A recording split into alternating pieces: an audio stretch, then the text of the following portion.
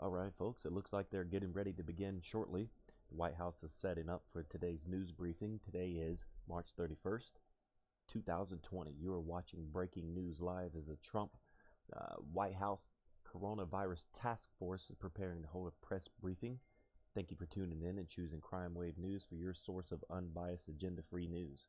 Please show some small support in our mission. Like and subscribe to these videos. As we get ready, the stream from the White House is beginning to start shortly. Thanks for tuning in.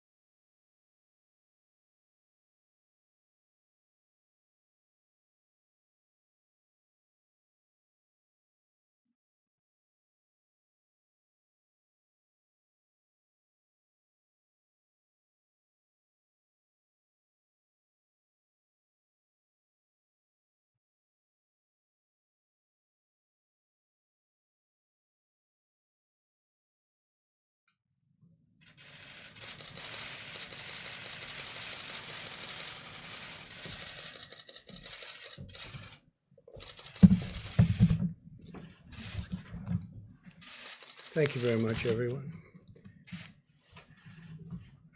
Our country is in the midst of a great national trial, unlike any we have ever faced before.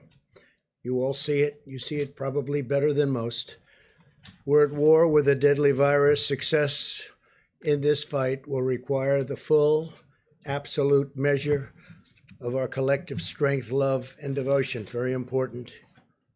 Each of us has the power, through our own choices and actions, to save American lives and rescue the most vulnerable among us.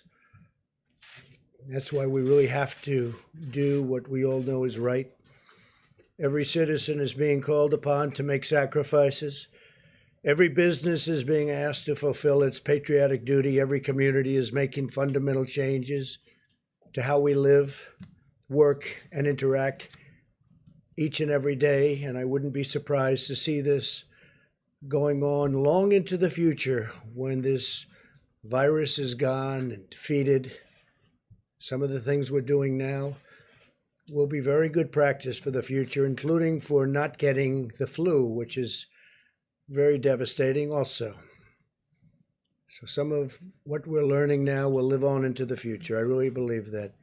Shaking hands or not shaking hands, washing hands all the time, staying a little apart. 15 days ago, we published our nationwide guidelines to slow the spread of the virus. On Sunday, I announced that this campaign will be extended until April 30th.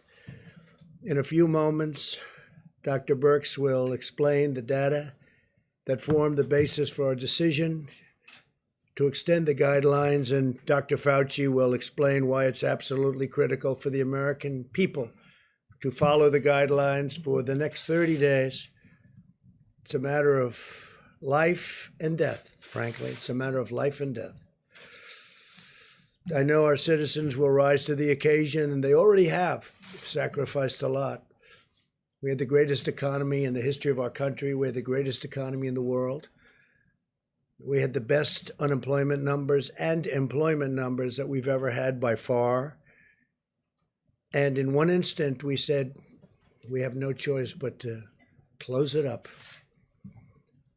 Just as Americans have always done, they will do a job like few have seen before, and they're proud to do it, and I see that. There's a great pride going on right now. Before we hear from our experts, we have a few other announcements today. The Treasury Department and Small Business Administration announced further details on the Paycheck Protection Program, which was made possible by the $2 trillion relief bill I signed into law last week. Nearly $350 billion in loans will soon be available through lending partners to help small businesses meet payroll and other expenses for up to 2 months. These loans will be forgiven as long as businesses keep paying their workers. This includes sole proprietors and independent contractors. Applications will be accepted starting this Friday, April 3rd. So on Friday, April 3rd, that's when it begins. Earlier today, I spoke with leading internet and phone providers who are doing a tremendous job of keeping our internet and lines of communication flowing under very strongly increased strain. The business is more than anybody's seen before because everyone's inside. They're all making calls. Among the leaders I spoke to were Hans Vestberg of Verizon Communications, Randall Stevenson of AT&T, Mike Sievert of T-Mobile, Thomas Rutledge of Charter Communications, Brian Roberts of Comcast, John Malone of Liberty Media, Dexter Goy of Altice, Michael Combs of Sprint, and Araya Borkoff of LionTree. Also, Pat Esser of Cox Communications and Jeffrey Story of CenturyLink. They're doing an incredible job.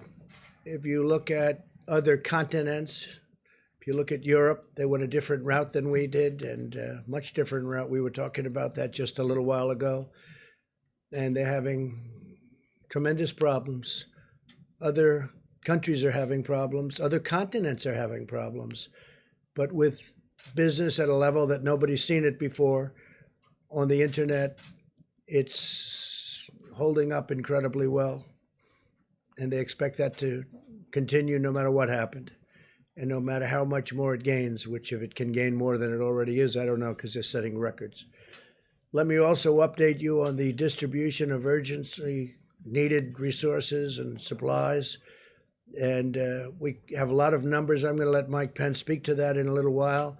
But we're giving massive amounts of medical equipment and supplies to the 50 states. We also are holding back quite a bit. We have almost 10,000 ventilators that we have ready to go. We have to hold them back because the surge is coming, and it's coming pretty strong. And we want to be able to immediately move it into place without going and taking it. So we're ready to go, and we've also distributed. I just spoke with Governor of Michigan, had a great conversation, and we sent a large number of ventilators to Michigan. We're sending them to Louisiana. We sent additional ventilators to New York, additional ventilators to New Jersey. And I will say in New York, FEMA is supplying 250 ambulances and 500 EMTs to help respond to the increasing caseload. That's a lot of ambulances. In California, the Army Corps of Engineers is developing 8 facilities to expand hospital capacity up to 50,000 beds, 50,000. And had a great conversation last night with Gavin Newsom. He's doing a really good job. We're in constant communications. The USNS Mercy hospital ship is now operational. It's in Los Angeles and receiving patients. And in New York, as you know, the Comfort, everybody watched that. It's in place and will be in a very short while receiving large numbers of patients, over 1,000 rooms and 12 operating rooms. FEMA has also provided 100 travel trailers to assist with housing needs, and we're ordering hundreds more. In Michigan, FEMA will soon deliver, in addition to the ventilators, 250-bed field hospital, and Army Corps of Engineers is evaluating locations to build alternate care facilities. So we're doing a field hospital in Michigan of 250 beds, and we may be doubling it up soon, depending on the need. They're doing a good job with beds in Michigan, but they may need more than the 250. So FEMA and the Army Corps of Engineers are prepared to go there quickly and get it done. In Louisiana, we're delivering 2 field hospitals to provide 500 new hospital beds.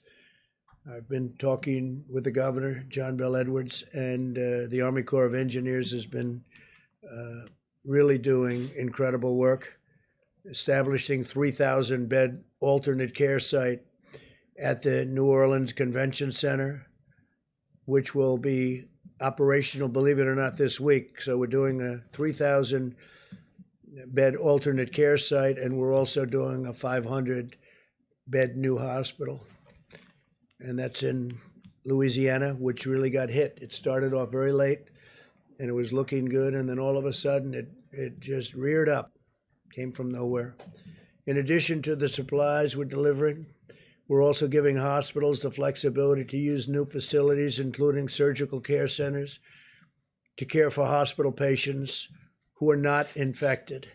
For example, I know that many expectant mothers are understandably concerned about exposing their newborn babies to the virus, and they should be.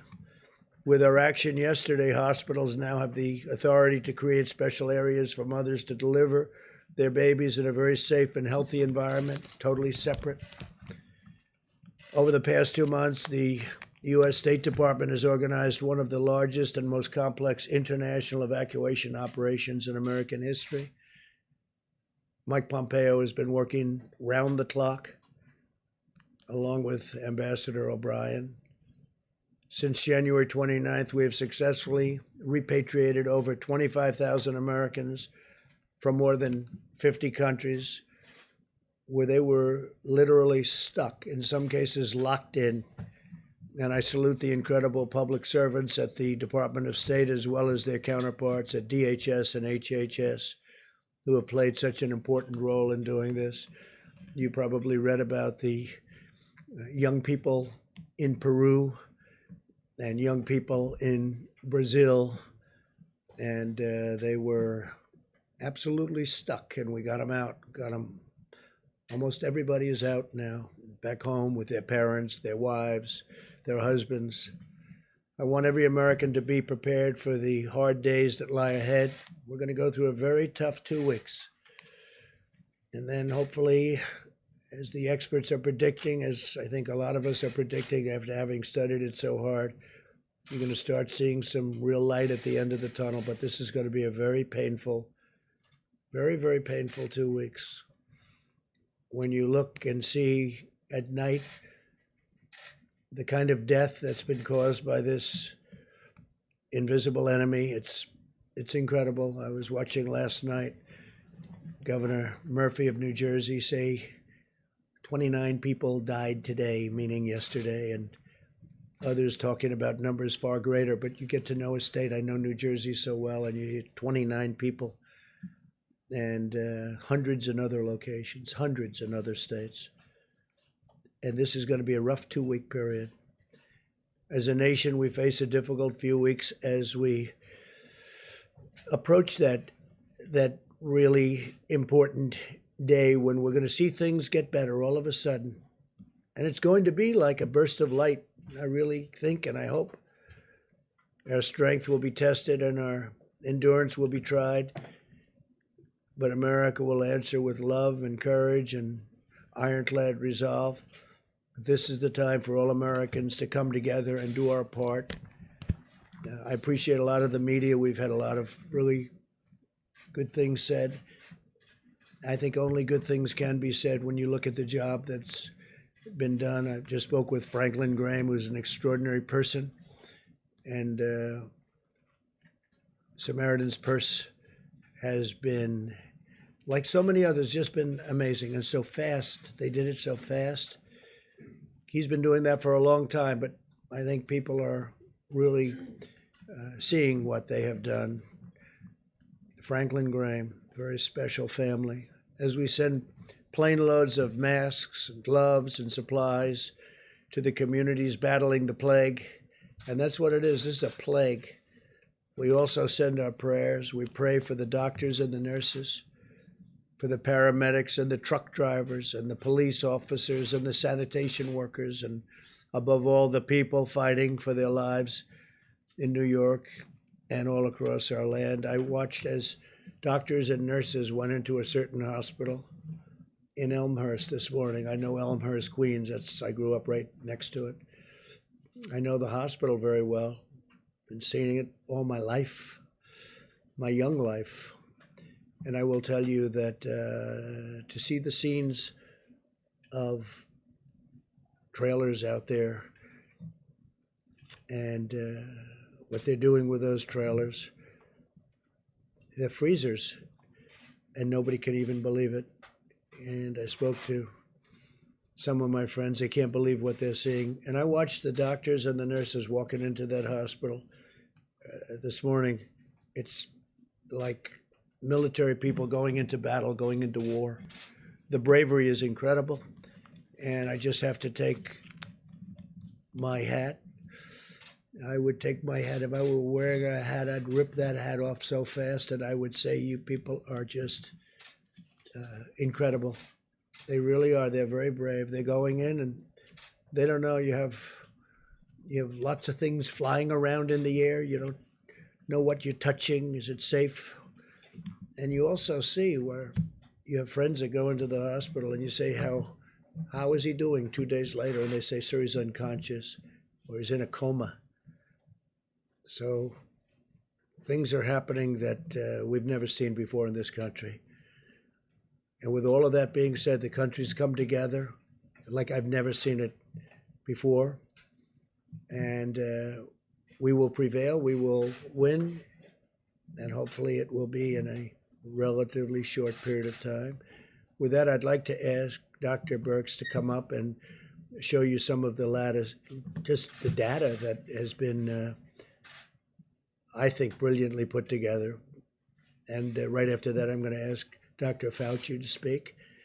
And Mike Pence is going to give you some of the recent events that have taken place and some of the statistics that we have that I think will be very interesting here. Thank you very much. Please, Dr. Thank you, Mr. President. If I can have the first slide, please. So always, and that's what this slide is labeled, is goals of community mitigation. Really highlighting that this begins in the middle and the end with community. It is community and the community of the American people that are going to have to do the things for the next 30 days to make a difference. I think you know from that large blue mountain that you can see behind me, and I just want to thank the 5 or 6 international and domestic modelers from Harvard, from Columbia, from Northeastern, from Imperial, who helped us tremendously. It was their models that created the ability to see what these mitigations could do, how steeply they could depress the curve from that giant blue mountain down to that more stippled area. In their estimates, they had between 1.5 million and 2.2 million people in the United States succumbing to this virus without mitigation.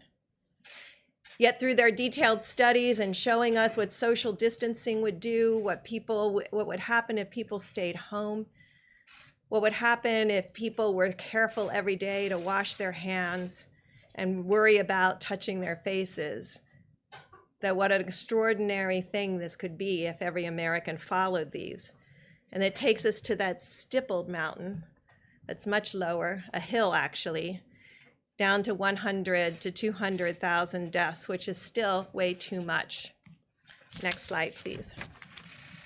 Simultaneously, there was a modeler out of the University of Washington that modeled from cases up, utilizing the experience around the globe to really understand how this information that we have from Italy and Spain and South Korea and China could really help us give insight into the hospital needs, the ventilator needs, and really the number of people who potentially could succumb to this illness.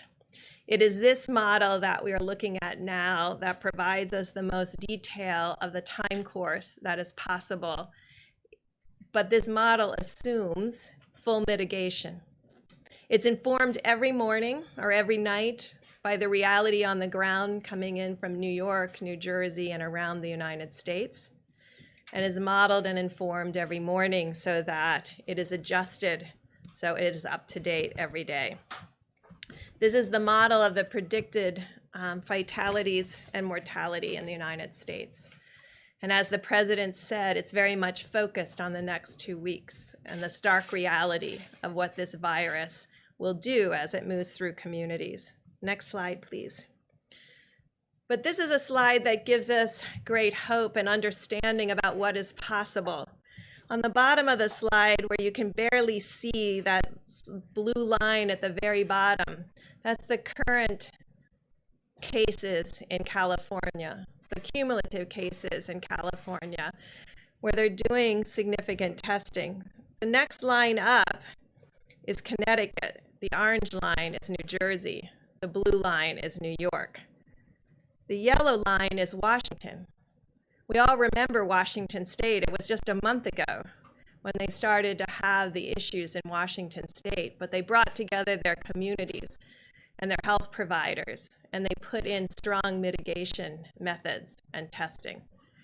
And you can see what the result in Washington State and California is. But without the continuation for the next 30 days, anything could change. Next slide, please. So I'm sure you're interested in seeing all the states. So on this slide is all 50 states and the District of Columbia.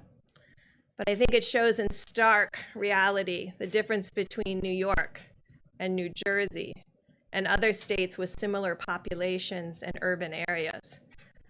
Our goal over the next 30 days is to ensure the states that you see, the 48 across the bottom, maintain this lower level of new cases with the hope that we don't have significant outbreaks in other states and other metro areas as the community comes together to work together and ensure that the healthcare providers around the globe and in the United States are strengthened by our resolve to continue to mitigate community by community.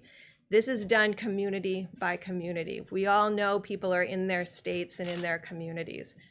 And we're very dependent on each person in the United States doing the same thing, following the presidential guidelines to a T. I know it's a lot to ask because you've done it for 15 days.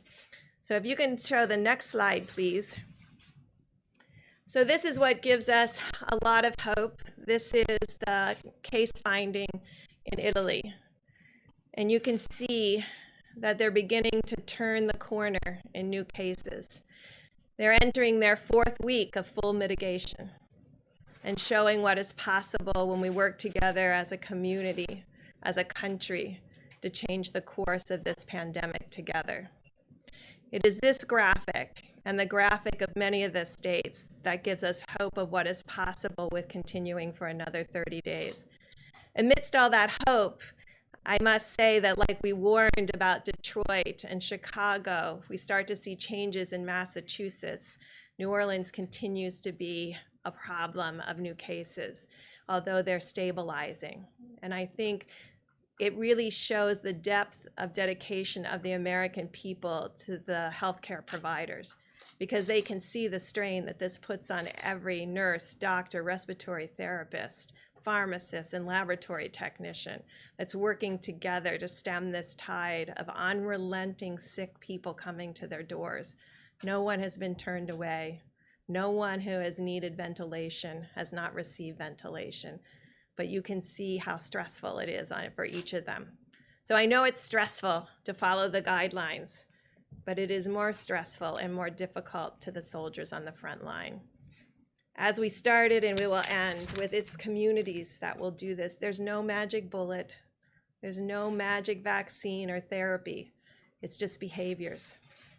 Each of our behaviors translating into something that changes the course of this viral pandemic over the next 30 days. Thank you. Thank you very much, Dr. Birx, Mr. President, Mr. Vice President. So what Dr. Birx has really said very simply is that there are really two dynamic forces that are opposing each other here. As I've mentioned several times in our briefings, the virus, if left to its own devices, will do that dark curve that Dr. Birx showed you. The other dynamic force is what we are doing, what we're trying to do, and what we will do in the form of mitigation. Now, these are very revealing bits of data because you saw what happened in Italy, where you make the turn around the curve and you go. That doesn't happen all at once. It's a stepwise fashion.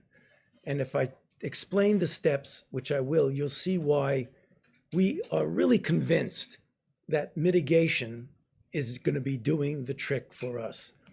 Because what you have is you have an increase in new cases at a certain rate. When the increase in new cases begin to level off, the secondary effect is less hospitalizations, the next effect is less intensive care, and the next effect is less deaths. The deaths and the intensive care and the hospitalization always lag behind that early indication that there are less new cases per day, the way we saw in Italy, and the way we're likely seeing, I don't want to jump the gun on it, we're seeing little inklings of this right now in New York. So what we're going to see, and that's we got to brace ourselves, in the next several days to a week or so, we're going to continue to see things go up. We cannot be discouraged by that because the mitigation is actually working and will work.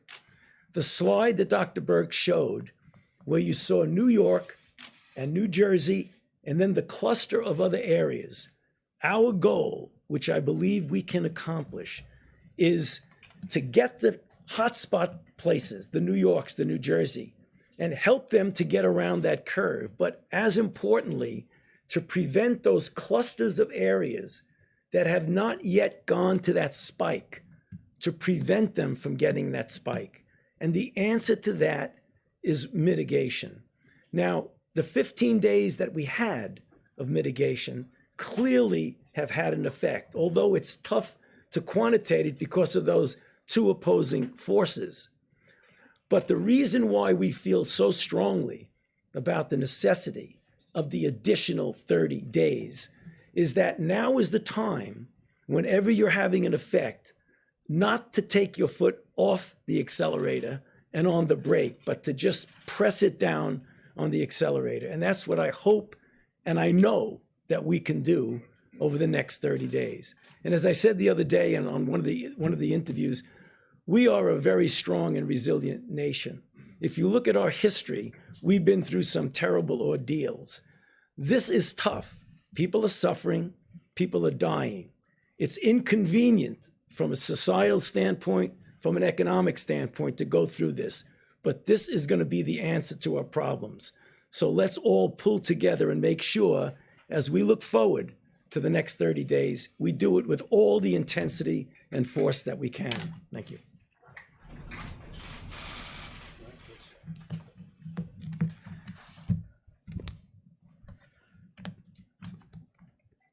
Thank you, Mr. President, and to Dr. Birx and Dr. Fauci.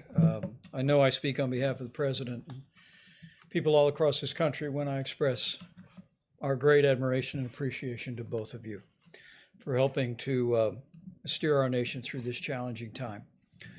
The American people have now seen what the President saw when he made the decision at the end of 15 days to slow the spread, to ask the American people to give us 30 more days, to continue to put into practice the President's coronavirus guidelines for America. And as you just heard from the experts, we have reason to believe that it's working. As Dr. Fauci just said, there are difficult days ahead. Our hearts and our prayers go out to the families that have lost loved ones, and those, as the President just reflected, who we know are struggling at this hour in hospitals across the nation. But to each and every one of us, do not be discouraged, because what you can do to protect your health, the health of your family, what you can do to ensure that our healthcare providers have the resources and our hospitals have the capacity to meet this moment is put into practice the President's coronavirus guidelines for America. It really is what every American can do. 30 days to slow the spread, 30 days to make a difference in the lives of the American people, American families, and the life of our nation. Allow me to give you a few brief updates before the President takes questions. First and foremost, we continue to work very closely with governors around the nation. The President and I spoke to all the governors, all the states and territories yesterday. And since we were last together, the President and I are spoken directly to several governors around the country, including Illinois, Louisiana, Michigan, New York, and other states. At the present moment, the President has declared 29 major disaster declarations and authorized 10 different states to use full federal funding, so-called Title 32 funding, to pay for their National Guard. And as of this afternoon, FEMA reports some 17,000 National Guard have been activated in states around the country to provide support for coronavirus response. On the subject of testing, we have now completed more than 1.1 million tests around the country. We're working very closely with governors around America to assist them in drive-through and community testing centers. I spoke with Governor J.B. Pritzker of Illinois today about a testing center that they've established in cooperation with the U.S. Public Health Service. We remind every governor and every laboratory and hospital in the country, it's imperative that you continue to report daily to the CDC the results of those tests to give us the visibility on the data to best inform resource decisions. Also, we reiterated today to governors in person and also through correspondence to every governor, the importance of using their National Guard, if need be, to move medical supplies. FEMA is very busy, as you'll hear in a moment, delivering literally millions of supplies to states around the country. But we're urging every governor to make sure to work with their state emergency management team and maybe use the National Guard to move those supplies from warehouses to hospitals. At the present moment, as the president said, we've distributed more than 11.6 million N95 masks, more than 8,100 ventilators around the nation, millions of face shields, surgical masks, and gloves. We initiated an air bridge that the president announced yesterday. Flights have arrived in New York, one arrived in Illinois yesterday, and a flight will arrive in Ohio in the next 24 hours. FEMA is literally working and contracting around the world with now more than 51 flights that will be bringing vital medical supplies. On the subject of ventilators, FEMA is currently delivering 400 ventilators to Michigan, 300 to New Jersey, 150 to Louisiana, 50 ventilators to Connecticut, and in the last week and in the week ahead, more than 450 ventilators to Illinois. This is in addition to more than 4,400 ventilators that the president and FEMA directed to the state of New York. We just want people that are working on the front lines that the president just spoke about, Dr. Birx and Dr. Fauci spoke about. We want you to know help is on the way. And at the president's direction, we're going to leave no stone unturned anywhere in America or anywhere in the world to make sure that you have the resources and the equipment to do your job. So again, I want to just say thank you, America. Thank you for stepping up. Thank you for putting into practice the 15 days to slow the spread. And thank you for the response that tens of millions have already had for the 30 days to slow the spread. We encourage each one of you, as we have governors around the country, to spread the word about the guidelines. Listen to your state and local authorities in areas that are more greatly impacted. We continue to urge people in the areas of New York, New Jersey, and Connecticut to refrain from travel around the country, and people who've traveled from that area, check your temperature and self-quarantine for 14 days. You can see from that chart the unique challenges people in the greater New York City area are facing with the coronavirus, and we want to do all that we can to protect your health, focus resources on the community, and prevent unnecessary spread. Lastly, as the president highlighted yesterday, businesses around America are stepping up as never before. Tomorrow, I'll travel with Secretary Sonny Perdue to Gordonsville, Virginia, to the Walmart Distribution Center, just so the American people can see firsthand how the food supply is continuing to roll on 18 wheels and through air freight all over America. And we thank again the grocery store operators around America and everybody that's working out on the highways and byways every day to keep that food supply rolling and rolling strong. And to the American people, though, we just want to assure you that we're going to continue to work our hearts out to make sure our healthcare providers have everything they need, that anyone struggling with coronavirus has the support and healthcare they need. I'm absolutely confident. Seeing the way our governors are responding, seeing this team the president has assembled in the White House Coronavirus Task Force, confident of the prayers of the American people that we'll get through this, but it will take all of us doing our part, and we'll get through it together. Just to be clear, what is the projected death toll should people be reasonably good at following these mitigation measures? Well, if they're reasonably good, I guess we could say that I'd like to have maybe Dr. Fauci or Deb come up and say, I mean, I have numbers, but I'd rather have them say the numbers if you don't mind. It's a big question. So, of course, this is a projection, and it's a projection based on using very much what's happened in Italy and then looking at all the models. And so, as you saw on that slide, that was our real number, that 100,000 to 200,000. And we think that that is the range. We really believe and hope every day that we can do a lot better than that, because that's not assuming 100% of every American does everything that they're supposed to be doing.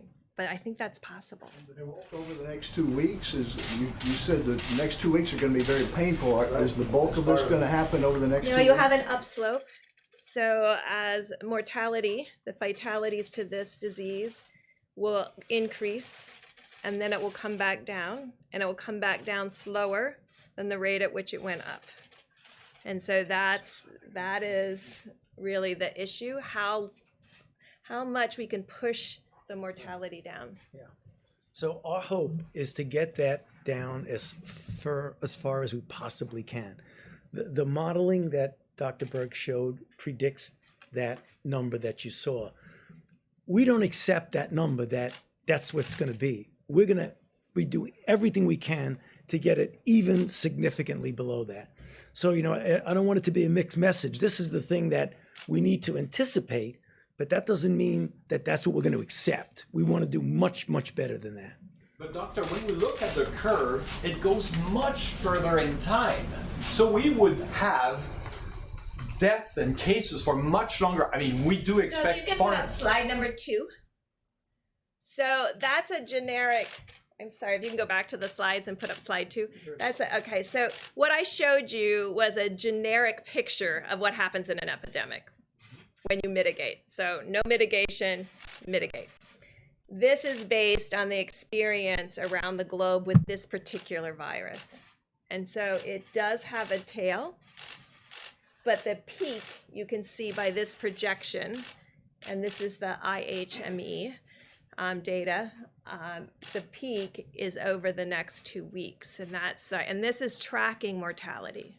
So the number of fatalities from this virus. And so that's the part that we think we can still blunt through the superb medical care that every client is receiving, but also even more stringent people following the guidelines. I can't see the small characters, but are we seeing deaths until June? I can't really. This is June. This is June, so we would still see problems and deaths in June. It's a projection. It's a projection, of course. So, just getting back to what I said about the stepwise thing, deaths always lag. So you will be seeing deaths at a time when, as an epidemic, we're doing really, really well because the deaths will lag. Dr. Fauci, should Americans be prepared for the likelihood that there will be 100,000 Americans who die from this virus? The answer is yes. We need, as sobering a number as that is, we should be prepared for it. Is it going to be that much? I hope not. And I think the more we push on the mitigation, the less likelihood it would be that number. But as being realistic, we need to prepare ourselves that is a possibility, that's what we will see. A very short period of time for that to happen. Right. Can the country handle that in such a short period of time, within a couple of months? 50,000 a month. It will be difficult. No one is denying the fact that we are going through a very, very difficult time right now. We're seeing what's happening in New York. That is really, really tough. And if you extrapolate that to the nation, that will be really tough. But that's what it is, Jim. And we're going to have to be prepared for that. Yeah, I think because the model that was from IHME, that's based and heavily laden by the data that has come in from New York and New Jersey and Connecticut. So, that can skew to a higher peak and more significant mortality. If all of the other states are able, and all the other metro areas are able to hold that case number down, then it's a very different picture. But you have to predict on the data you have, which is heavily skewed to New York and New Jersey. Just one extra thing. Getting back to that's really an important slide that Dr. Berg showed. The cluster of other cities that are not New York and not New Jersey. If we can suppress that from any kind of a spike, the numbers could be significantly lower than what we're talking about. You have some cities that are not following these Right, guidelines. and that's the reason my plea at the end of my remarks, Jim, that now is the time to put your foot on the accelerator, because that's the only thing that's going to stop those peaks. Dr. And Fauci. some of the cities are doing very well, as you see, very well at this early stage. But the number, the doctor said 100,000, the number is between 100 and 200,000, maybe even slightly more. Who does it? But we would hope that we could keep it. Do we have the under. next slide or Mr. the President. slide after that? Just go, one more slide. Perfect, yeah. Thank you. Would you tell cities that aren't doing what, New York, New Jersey, Washington, the cities that have been taking charge in all of this, would you urge some of the cities that haven't been doing this, Mr. President, to get with the program? Well, I would, but if you see New York, I believe the blue is New York. New York is having a much harder time than other of the cities. Certain cities are doing, actually, if you look down here, an incredible job. They were early, they were very, very firm, and they've done an incredible job. This is New Jersey, New York. This is... if you remember, California and Washington State were down here, and they had some of the earliest cases. But we're seeing places in Florida not doing what New York and New Jersey have been doing, what Washington State has been But doing. they're doing very well by comparison. Mr. President, Yes, John? John? could maybe direct the question to you and then to Dr. Fauci as well. You told us yesterday that you're accomplishing, or the U.S. at least is accomplishing 100,000 tests per day, but we're still hearing difficult stories from the front lines of the first responders that you praised so appropriately a little while ago, that they can't test all of the people that they need to test. Do you have any kind of projection as to when everyone who needs a test will be able to receive one? Yeah, I can only say that we're doing more than anybody in the world by far. We are testing highly accurate tests. These are tests that work. As you know, many tests are being sent to countries and they're broken. Well, we're doing, every day we get, and the word is exponential, we are getting more and more and more. And now we have the new test that you saw yesterday. That's going to be rolled out, I think, tomorrow or the next day. And that's going to take only a few minutes, literally a few minutes to see the result. And it's a highly accurate result. I mean, tests were given out, not by us, by other countries, where there was a 50-50 chance that it was wrong. What kind of a test is that? These are highly accurate tests, but the new tests that are coming out are very quick, and they were just developed. Abbott Labs did the one yesterday. So we're doing more than anybody in the world by far, and they're very accurate tests, and we're getting a lot of information from those tests. Mr. President, The test president unveiled yesterday, the Abbott Laboratories test, which is a 15-minute test. Our team is working very closely with Admiral Giroir and FEMA to make sure that those are distributed around the country. Earlier this week, Abbott Laboratories is actually going to be producing 50,000 tests a day and distributing those around America. There's already the machines in some 18,000 different locations around the country. And they've told us they have several thousand on the shelf now. And what we're doing is trying to identify the areas where we may yet have pockets, or, as Dr. Birx often says, where we want to do more immediate testing so that we can do what's called surveillance testing to identify where there may be coronavirus cases where there's been very little incident. But if I could just amplify one other point, and that is that when you look at this chart, go back 15 days. And the reality is that, and this is me speaking as a layperson, but as I've listened to our experts, I mean, New York and the greater New York City area have unique challenges. It's a city that we really believe may have had exposure to the coronavirus much earlier on than we could have known, and had its own challenges. And New York, Connecticut, New Jersey are leaning into this effort. But when we look at this chart for all the other states, including Washington State and California, it really does give evidence that, at least it begins to give evidence that the 15 days to slow the spread is working.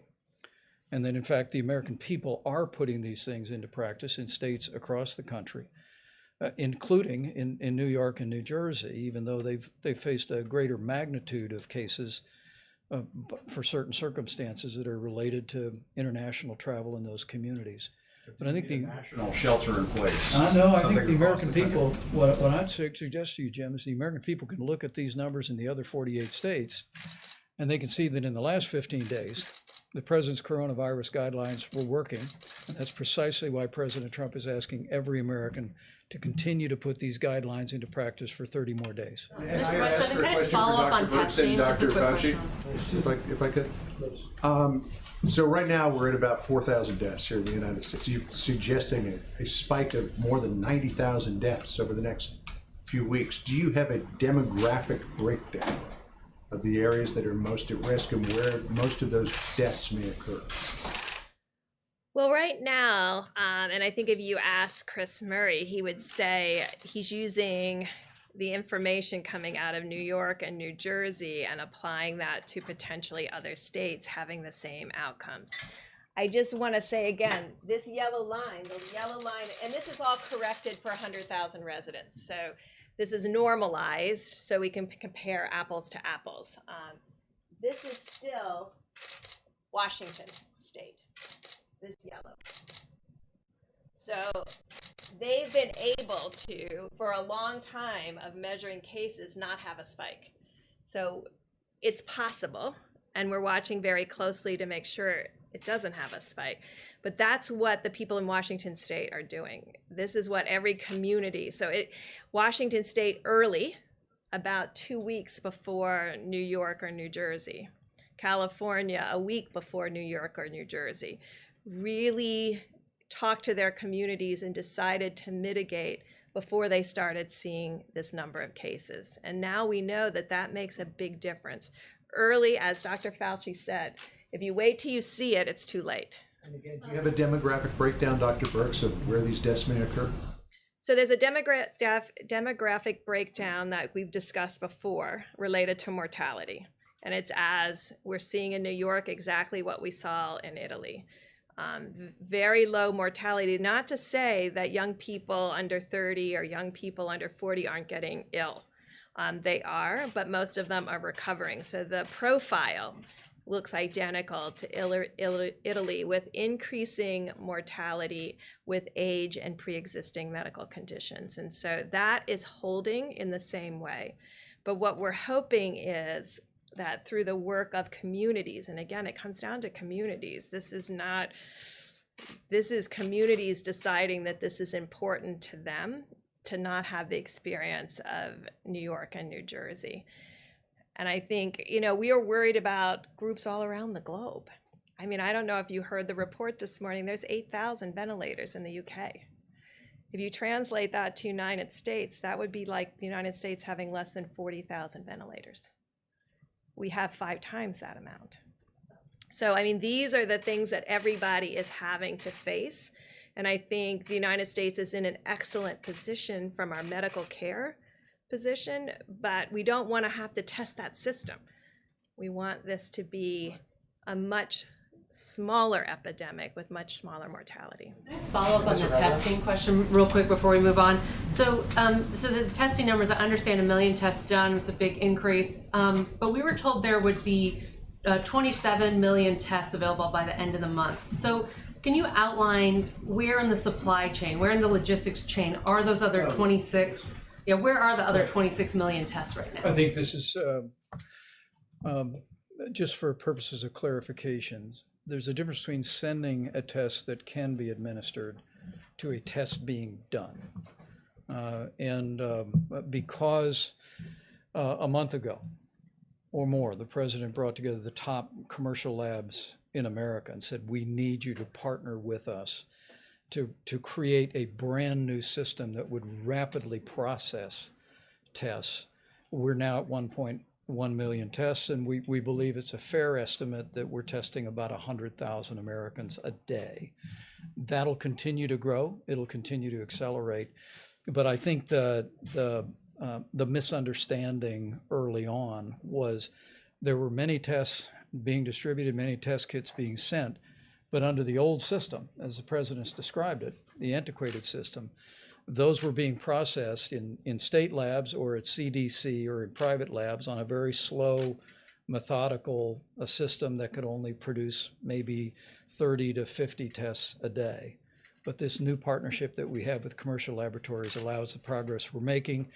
But the breakthrough with Abbott Laboratories now moves to point of care, which means you're going to have devices and tests that people will literally be able to take at their doctor's office, at a hospital, at a clinic, at a nursing home, and have the results in 15 minutes. So those 26 million tests we were talking about, were those tests under the old antiquated system? And Yes. now, so are we still even using those 27 million tests, or have we just completely moved on to the point The of answer care is tests? yes, now through the new system. Even today, which is, I have to say, coming out of laboratories and developed tests and worked on vaccines and then gone to the field to actually combat epidemics. It is disappointing to me right now that we have about 500,000 capacity of Abbott tests that are not being utilized. So they are out, they're in the States, they're not being run and not utilized. So now we have to figure out, how do we create awareness? Because sometimes when you put an early platform out, like our first platform out in the high speed was Roche. So you get that out, people get dependent on that and then don't see that there's availability of other tests. So right now there's over 500,000 tests sitting, capacity, that are not being utilized. So we're trying to figure out, how do we inform states about where these all are? How do we work through every laboratory association so they're aware? And how do we raise awareness so people know that there's point of care, there's Thermo Fisher, there's Abbott testing, and there's Roche. And if you add those together, that's millions of tests a week. They're not being reported. And they're not, and so those are the But they're all, not being reported. or they're not even being used. So that's what's really, so that's what we're working on. What's the reason they're being used? Because when people get used to a single platform, they keep sending it back to that lab. So it's getting in a queue to wait to get on a Roche machine rather than being moved to this other lab that may have Abbott capacity, because they're all in different laboratories. And so I think, well, actually Admiral Giroir is figuring it out to really create some kind of visual so that every governor and every health commissioner can see all of their capacity in their countries, in their states, county by county, so that they know where the tests are. So we pushed a lot of tests out, but they're not all being utilized. And it's up to the people, and they don't send them back. They use them, they don't send them back. And Doctor, go ahead, please. No, Dr. Birx explained it very, very well. I just want to get back, John, to your question. It's a logical question. When you look at the number, you want to know what the demography is going to be. This is a number that we need to anticipate, but we don't necessarily have to accept it as being inevitable. And that's getting back to what I'm saying about, we can influence this to a varying degrees. And if we influence it to the maximum, we don't have to accept that. That's something we need to anticipate. But I want to do, all of us want to do much, much better than that. On that front, what do the models suggest is on the low end if you have full mitigation? Well, it says That was between full 100 mitigation. and 200,000. That was full mitigation. It says 100 to 200,000, anything, which is a lot of people, right? It's a lot of people. Well, you didn't ask the other question. What would have happened, because this is the question that I've been asking Dr. Fauci and Dr. Birx for a long time, and they've been working on this for a long time. The question is, what would have happened if we did nothing? Because there was a group that said, let's just write it out. Let's write it out. What would have happened? And that number comes in at 1.5 to 1.6 million people, up to 2.2 and even beyond. So that's 2.2 million people would have died if we did nothing. We just carried on our life. Now, I don't think that would have been possible, because you would have had people dying all over the place. This would not have been a normal life. How many people have even seen anybody die? You would have seen people dying on airplanes. You would have been seeing people dying in hotel lobbies. You would have seen death all over.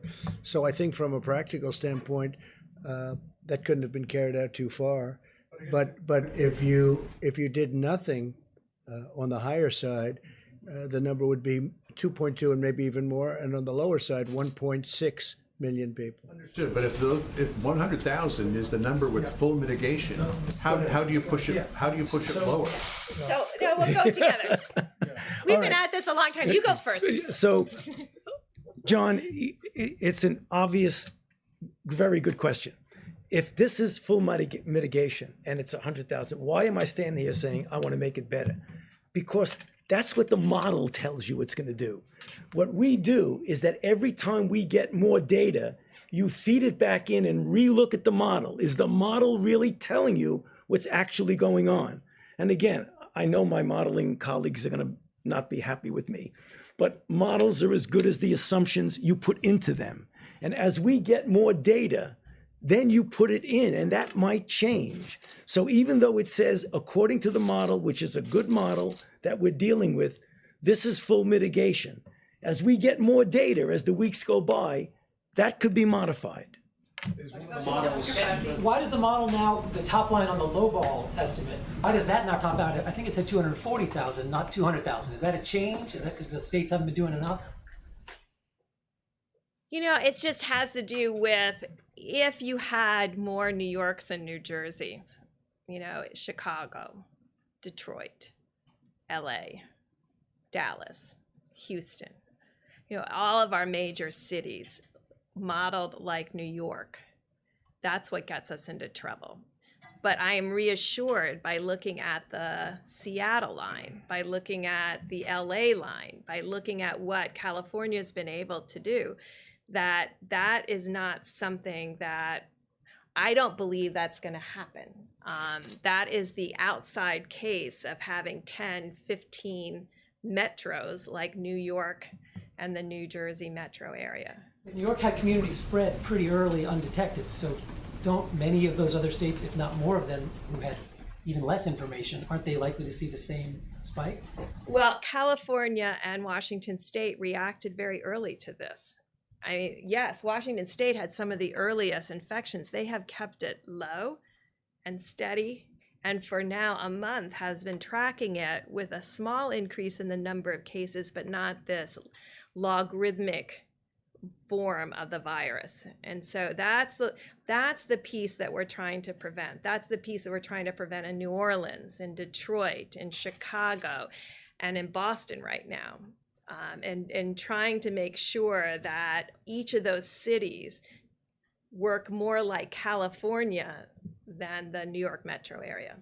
Mr. President, I just wanted to get your thoughts on face masks. We asked you about this yesterday, and you signaled you were thinking about it.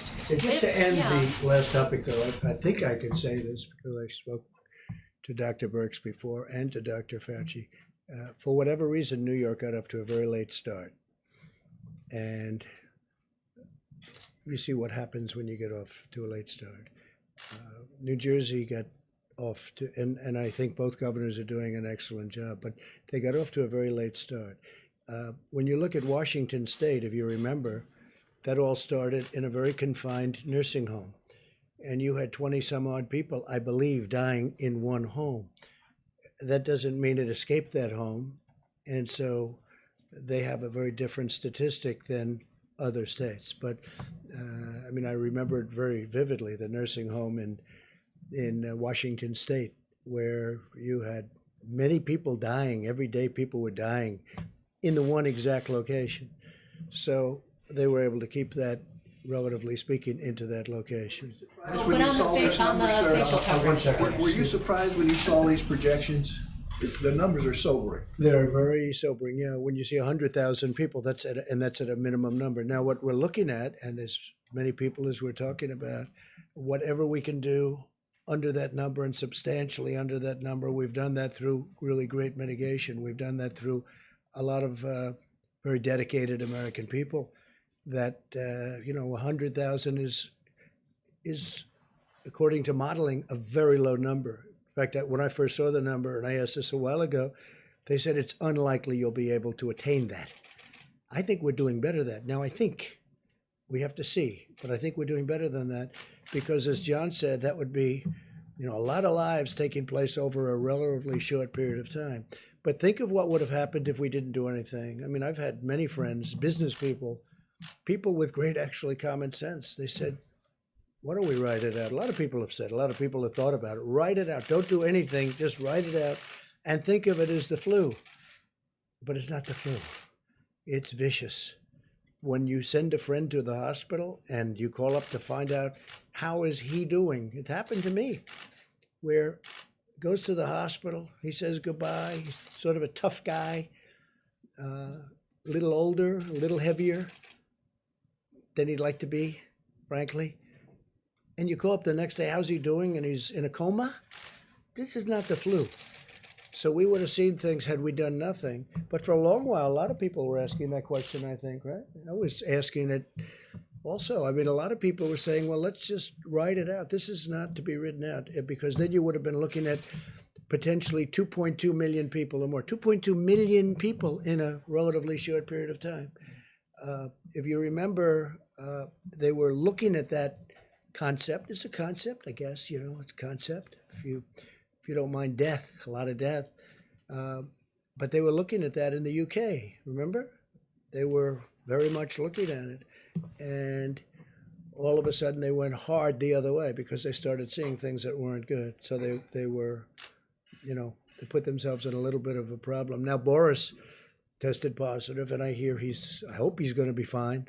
But in the UK, they were looking at that, and they have a name for it, but we won't even go by the name. But it would have been very catastrophic, I think, if that would have happened. But that was something that everybody was talking about, Steve. Like, just don't do anything. Don't do anything. Forget about everything. Just write it out. They use the expression, write it out. We would have had, at a minimum, 1.5, 1.6, but you would have had perhaps more than 2.2 million people dying in a very short period of time. And that would have been a number that the likes of which we've never seen. So now when we look at our package that we just approved for $2 trillion, all of a sudden it seems very reasonable, right? When you're talking about 2 million lives, all of a sudden it seems very reasonable. I must say, a lot of people that have been seeing the more advanced numbers, because these are much more advanced numbers now. When you first started, we didn't know, and this was a different kind of a virus, and nobody knew that much about it. Even the experts, you don't really know where it's going. But then they see what goes on in Italy, and they see what goes on in Spain. And you see France is having a very hard time, and other countries having a very, very hard time. But once they see what's going on, they start making projections. So I hope they're going to be very high projections, but based on everything else, that would be the number. Let's see if we can do much better than that. I hope we can. Yeah, John? What about masks? You didn't answer a question about Yeah, masks.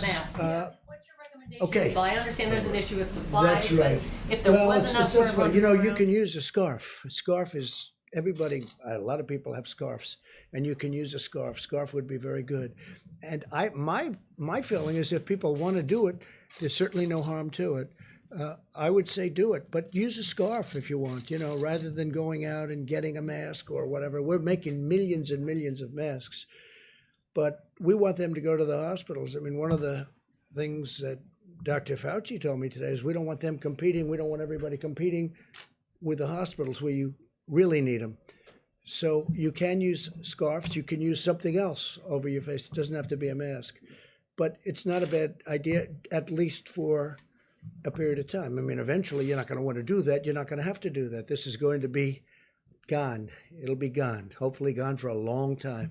What did you think about please. Mr. President, the mitigation steps that are on your 30-day plan, is that enough or is more needed? Have you been Well, we're discussing going to that find out. behind We the scenes? hope it's enough. We hope it's enough. We hope we're at a level where we could say, let's go, because our country wants to get back to work. We really want to get back. Everybody wants to get back to work. Now, I could ask the doctors to answer that question, but we discuss that all the time. What do you think? Have they been recommending harsher Well, I think mitigation steps? I think we've been very harsh. I mean, you look at the streets. I looked at Fifth Avenue today on camera, and I didn't see anybody walking on the street. And I'm used to watching that street. You can't even see. You can't see the asphalt. You can't see the concrete. And you look at this, nobody. There was one car. It looked like it might have been a taxi cab, and it was in a time of the morning. Then normally there'd be a lot of people. I mean, I think the mitigation's been very strong. Please, Mr. President, will you confirm your plans to defer tariff payments for 90 days? And secondly, on I didn't do anything about tariff payments. I don't know who's talking about tariff payments. They keep talking about tariff payments, and we haven't done that. China's paying us. We made a deal with China. Under the deal, they're paying us 25% on $250 billion, and they pay it. And I spoke with President Xi the other day, and he didn't mention that. We didn't mention that. We had a great conversation, by the way, a really productive conversation having to do with many things. Most of it was on the virus, but we're not talking. Who are you with? Who are you with? If I could just clarify. Who are you with? Wall Street Journal. There's reporting by the Wall Street Journal and Bloomberg that there's a plan in I motion. know it's incorrect reporting. Well, it might be, but I'm going to have to approve the plan. The one thing I will tell you, I approve everything, and they haven't presented it to me. So therefore, it's false reporting. So therefore, don't do the story. If we're going to do something, I'd be glad to let you know. There's nothing wrong with doing it, but we'll let you know. Yeah, please, let a couple of facts, then we'll get back to you, Jim. Go ahead. Thank you, sir. Philip Whiteman with Real Clear Politics. I wanted to ask you about individual states issuing stay-at-home orders. What do you think, for instance, in Florida, Ron DeSantis has resisted urges to issue one of those, but he said moments ago that if you and the rest of the task force recommended one, that would weigh on him heavily. What sort of circumstances need to be in place for you to make that call and say this is something you should consider? Different kind of a state. Also, great governor, knows exactly what he's doing, has a very strong view on it. And we have spoken to Ron. Mike, do you want to just tell him a little bit about that? Well, let me echo our appreciation for Governor DeSantis' leadership in Florida. He's been taking decisive steps from early on and working closely with our team at the federal level. But let me be very clear on this. The recommendation of our health experts was to take the 15 days to slow the spread and have the president extend that to 30 days for every American. Now, that being said, we recognize that when you're dealing with a health crisis in the country, it is locally executed by healthcare workers, but it's state managed. And so we continue to flow information to state governors. We continue to hear about the data that they're analyzing and consult with them. But at the president's direction, the White House Coronavirus Task Force will continue to take the posture that we will defer to state and local health authorities on any measures that they deem appropriate.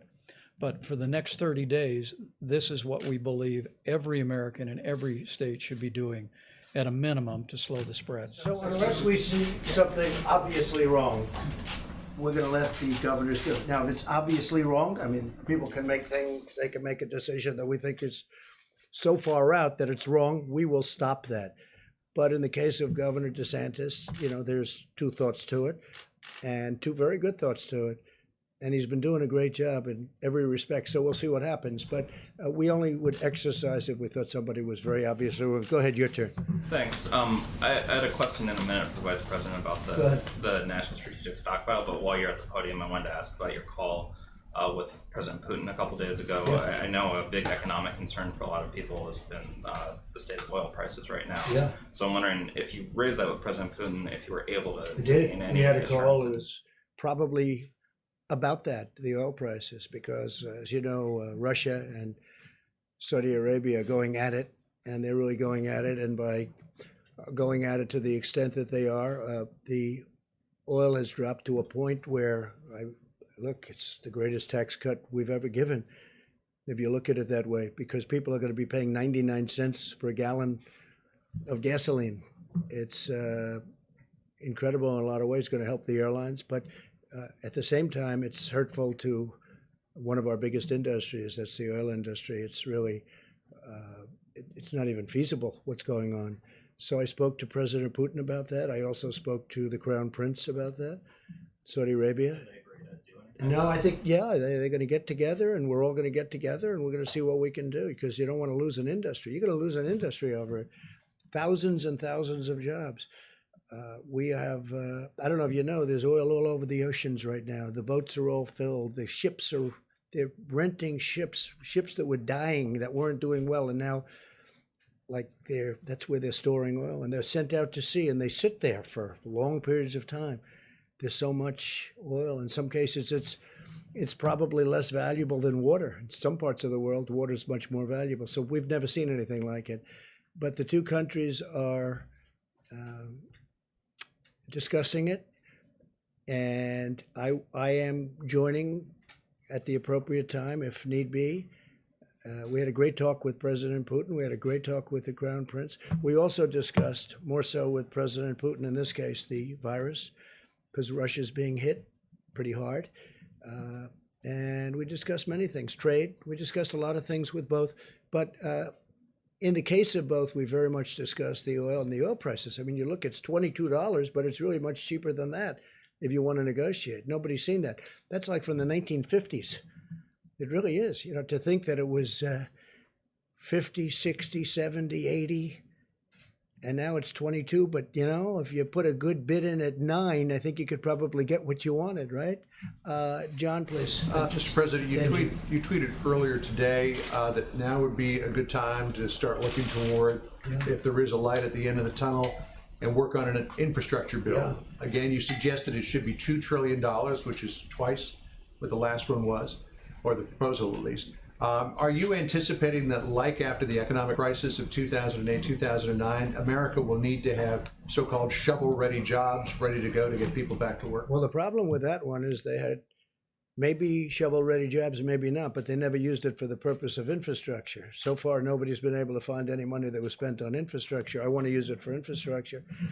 And one of the reasons I'm suggesting it, John, is we're paying zero interest. The United States is paying almost zero interest rate. The Federal Reserve lowered the rate, the Fed rate, and that and a combination of the fact that everybody wants to be in the United States. You know, we have a dollar that's very strong, and I know that sounds good, but it does make it hard to manufacture and sell outside because other currencies are falling and our currency is very strong. It's very, very strong. Proportionately, it's through the roof. So we have a strong dollar. People want to invest in the United States, especially nowadays where they're looking at safety. They have all of the problems, plus the virus at 151 countries. They all want to come into the United States. And so we have a zero interest rate, essentially. And I said, wouldn't this be a great time to borrow money at zero interest rate and really build our infrastructure like we can do it? So the plan was, the Republicans had a plan of about 750. I would say they were at 7.5. You had the Democrats were a little less than $1 trillion. The Republicans were a little bit less than that. And I'm suggesting $2 trillion. We redo our roads, our highways, our bridges. We fix up our tunnels, which are many of them in bad shape, like coming into New York, as you know, really bad shape. And we really do a job on our infrastructure. And that doesn't mean we're going to do the Green New Deal, because I won't do it. I won't approve it. We're not going to do the Green New Deal and spend 40% of the money on things that people just have fun with. How would you pay for it, sir? We're going to borrow the money at 0% interest. So our interest payments would be almost zero, and we can borrow long term. People want to be in the United States. They want to be invested in the United States. Go ahead, Jim. I wanted to get back to the virus. You were saying at the beginning of the press conference that you're looking at holding back 10,000 ventilators.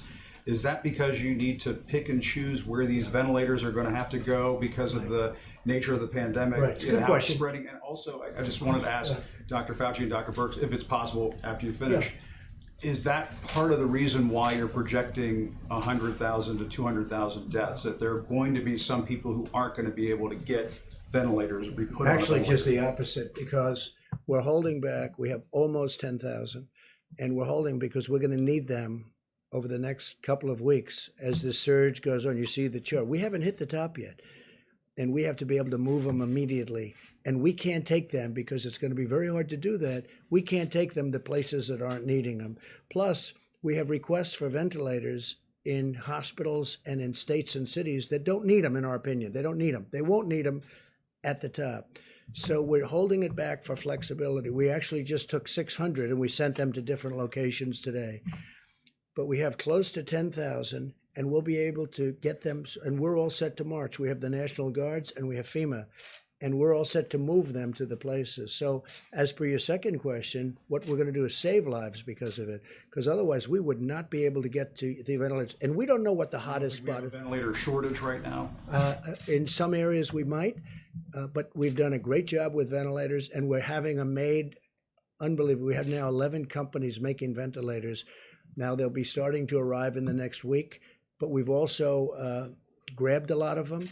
Some hospitals had more than they were saying, or at least more than we knew about, which is a good thing, not a bad thing. But we want to be able to have, I guess the word would be flexibility, so that if the surge turns out to be much stronger in Louisiana, which it could, that we can immediately bring 1,000 or 2,000 to Louisiana. Otherwise, we wouldn't be able to get them. We wouldn't be able to say, listen, Governor Cuomo in New York, we want to take ventilators away from New York. And they'll say, well, we can't do that. It would be a disaster. So we have great flexibility. Now, when the surge occurs, if it occurs fairly evenly, we'll be able to distribute them very quickly before they need them. but we have a reserve right now. It's like having oil reserves, except more valuable, frankly. But we have a reserve right now, and we'll be able, and we also have a great team of people ready to deliver. They can move them fast. So when we see it going up in a certain state, and Louisiana could be one, and Michigan could be another with Detroit, because Detroit is having a lot of hard time right now. Detroit came out of nowhere, and that's what happens with this. It comes out of nowhere. So we are ready, Jim, depending on what happens, and we have a stockpile, and that's why it's called a stockpile. Now, a lot of the ventilators and a lot of the other equipment, rather than sending it to the stockpile, we had it sent directly to a hospital, to a location, to a place. So we didn't have the cumbersome nature of having it come in, unboxed, put in, and then delivered. We have it brought, which they've never done before. They don't do that. Generally speaking, they don't do that. But I think, Mike, we've had tremendous success at doing that. That's for other items, including ventilators, where it's brought to the site that needs it. But we have a good supply of ventilators, and we're ready to go. We're all ready. We have trucks ready. We have everything ready, because, as we're saying, John, this could be a hell of a bad 2 weeks. This is going to be a very bad 2 and maybe even 3 weeks. This is going to be 3 weeks like we haven't seen before. Should the hospitals be prepared for that?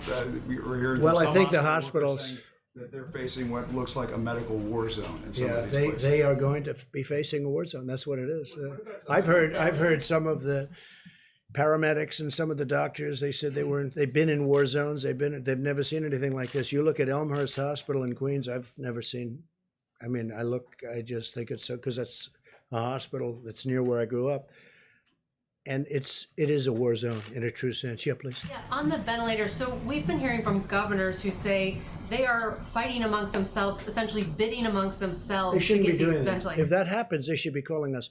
Look, we have ventilators, but we've distributed thousands of ventilators. But they shouldn't be doing that. And if they need them that badly, we know. We have pretty good ideas of where they're going to need them. Some people, frankly, think they need them and they don't need them. I don't want to mention names, but there are some people that want them, and it's really not the right thing. Then you have some people that, I guess, automatically hoard a little bit. They want to have more than they think they need. But, a ventilator is a very precious piece of equipment right now. It's hard to make.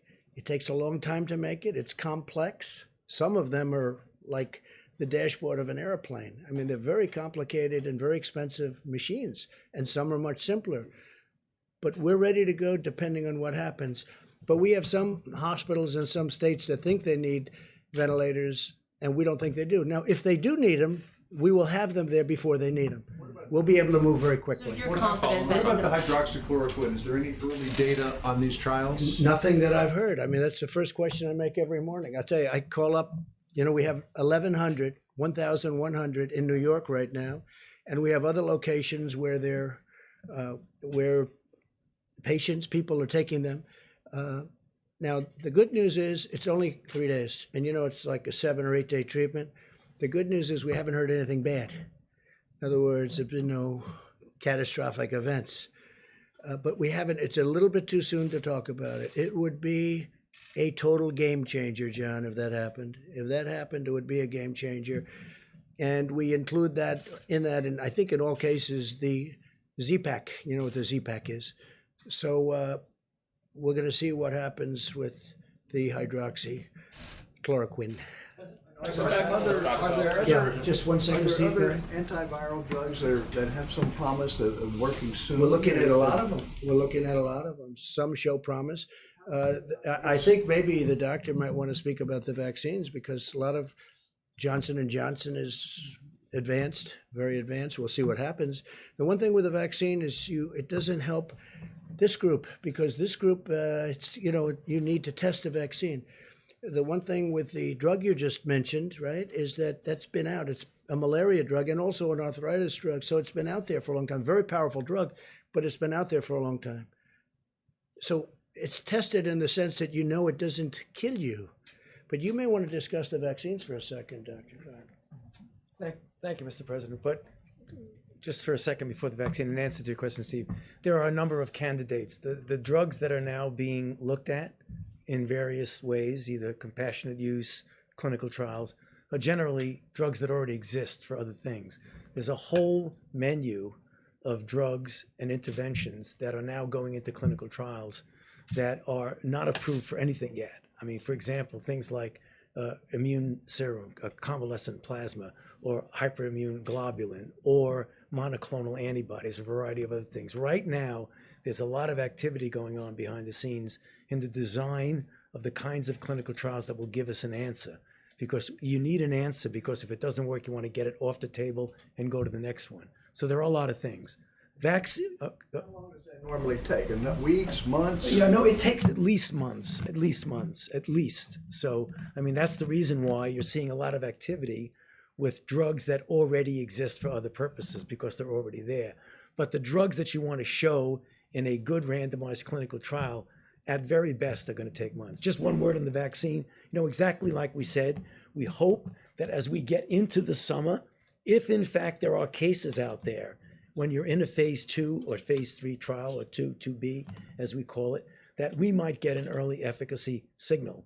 And an efficacy signal means that even though you haven't definitively proven that a vaccine works, you get enough information that if it were an emergency, you might be able to have an emergency use authorization for it. That sounds good. And I have to say this, hydroxychloroquine and azithromycin, which is, you know, you take it with it, maybe, if you want, for the infection.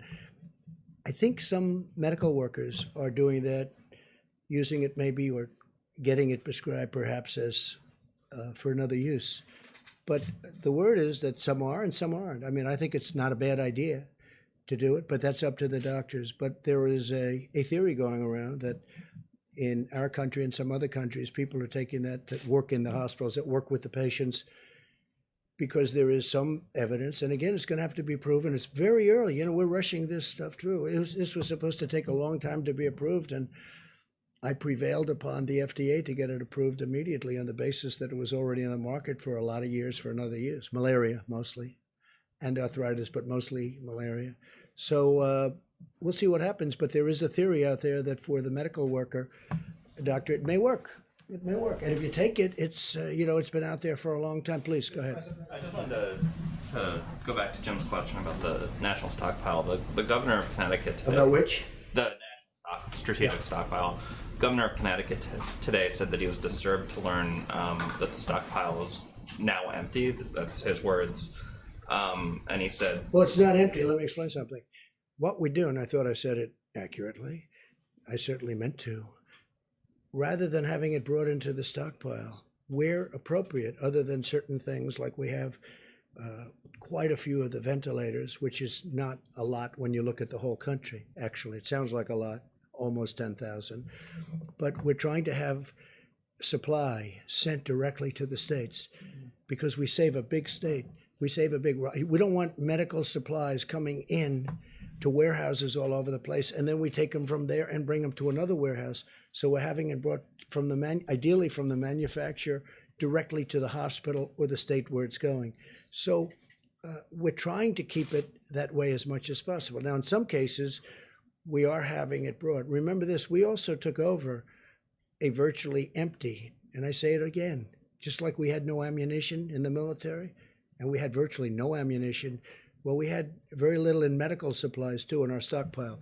So for the most part, we're trying very hard to have it delivered to the site where they need it. Yeah, please, go ahead. President, here in the United States, domestically, we can practice social distancing, but some of our sailors, specifically on the USS Theodore Roosevelt, they're not able to. They're in confined spaces. What are your thoughts on that? Should they be offloaded? And then, sir, are you concerned? I'm going to let the military make that decision. Yes, sir. But are you concerned about U.S. military readiness during this pandemic? For instance, what would happen if, as reported, China was to increase patrols in the South China Sea? What would your response be? We're going to see all about that. Don't worry about our military. You know, you saw the military put up a hospital in 3.5 days with 2,900 beds, with a lot of beds. Nobody's ever seen anything like it. And by the way, that wasn't the only one. It wasn't just at Javits Center. It was at other locations. And now it's Louisiana, and now it's New Jersey, and now it's other places. One thing that I think is indisputable is when I watched the Army Corps of Engineers and FEMA working with them, but when I watched the Army Corps of Engineers throw up these hospitals, and they're complex, I mean, these are incredible buildings, essentially, tents and various things, but they did it in such a short period of time. And our military is ready like you haven't seen. And you know who the best guests of the different shows are? We watch the shows at night. And I think the best guests that I've seen in a long time are the military people, and they've never done it before. I've watched General Semonite, who I deal with a lot.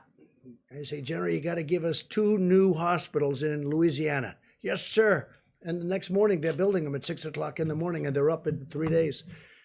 I think they're the best guests you have. I guess I'm tired of the other guests, in all fairness. What kind of message do you have? Okay, Jim, go ahead. Yes, this may be an uncomfortable question, but what would the models have looked like that Dr. Birx and Dr. Fauci showed us if we had started these social distancing guidelines sooner, in February or January, when China, South Korea were doing those sorts of things? Well, I'm going to let them answer that. In terms of what information we're getting from them, but if we had started these practices sooner, could these models be different right now? I'm going to let them answer the question, but remember this, and again, I say it, and everybody says it. You know who says it better than anybody is Dr. Fauci. I had a decision to make. Maybe it was my biggest decision. China was heavily infected, and thousands of people were coming from China to the United States.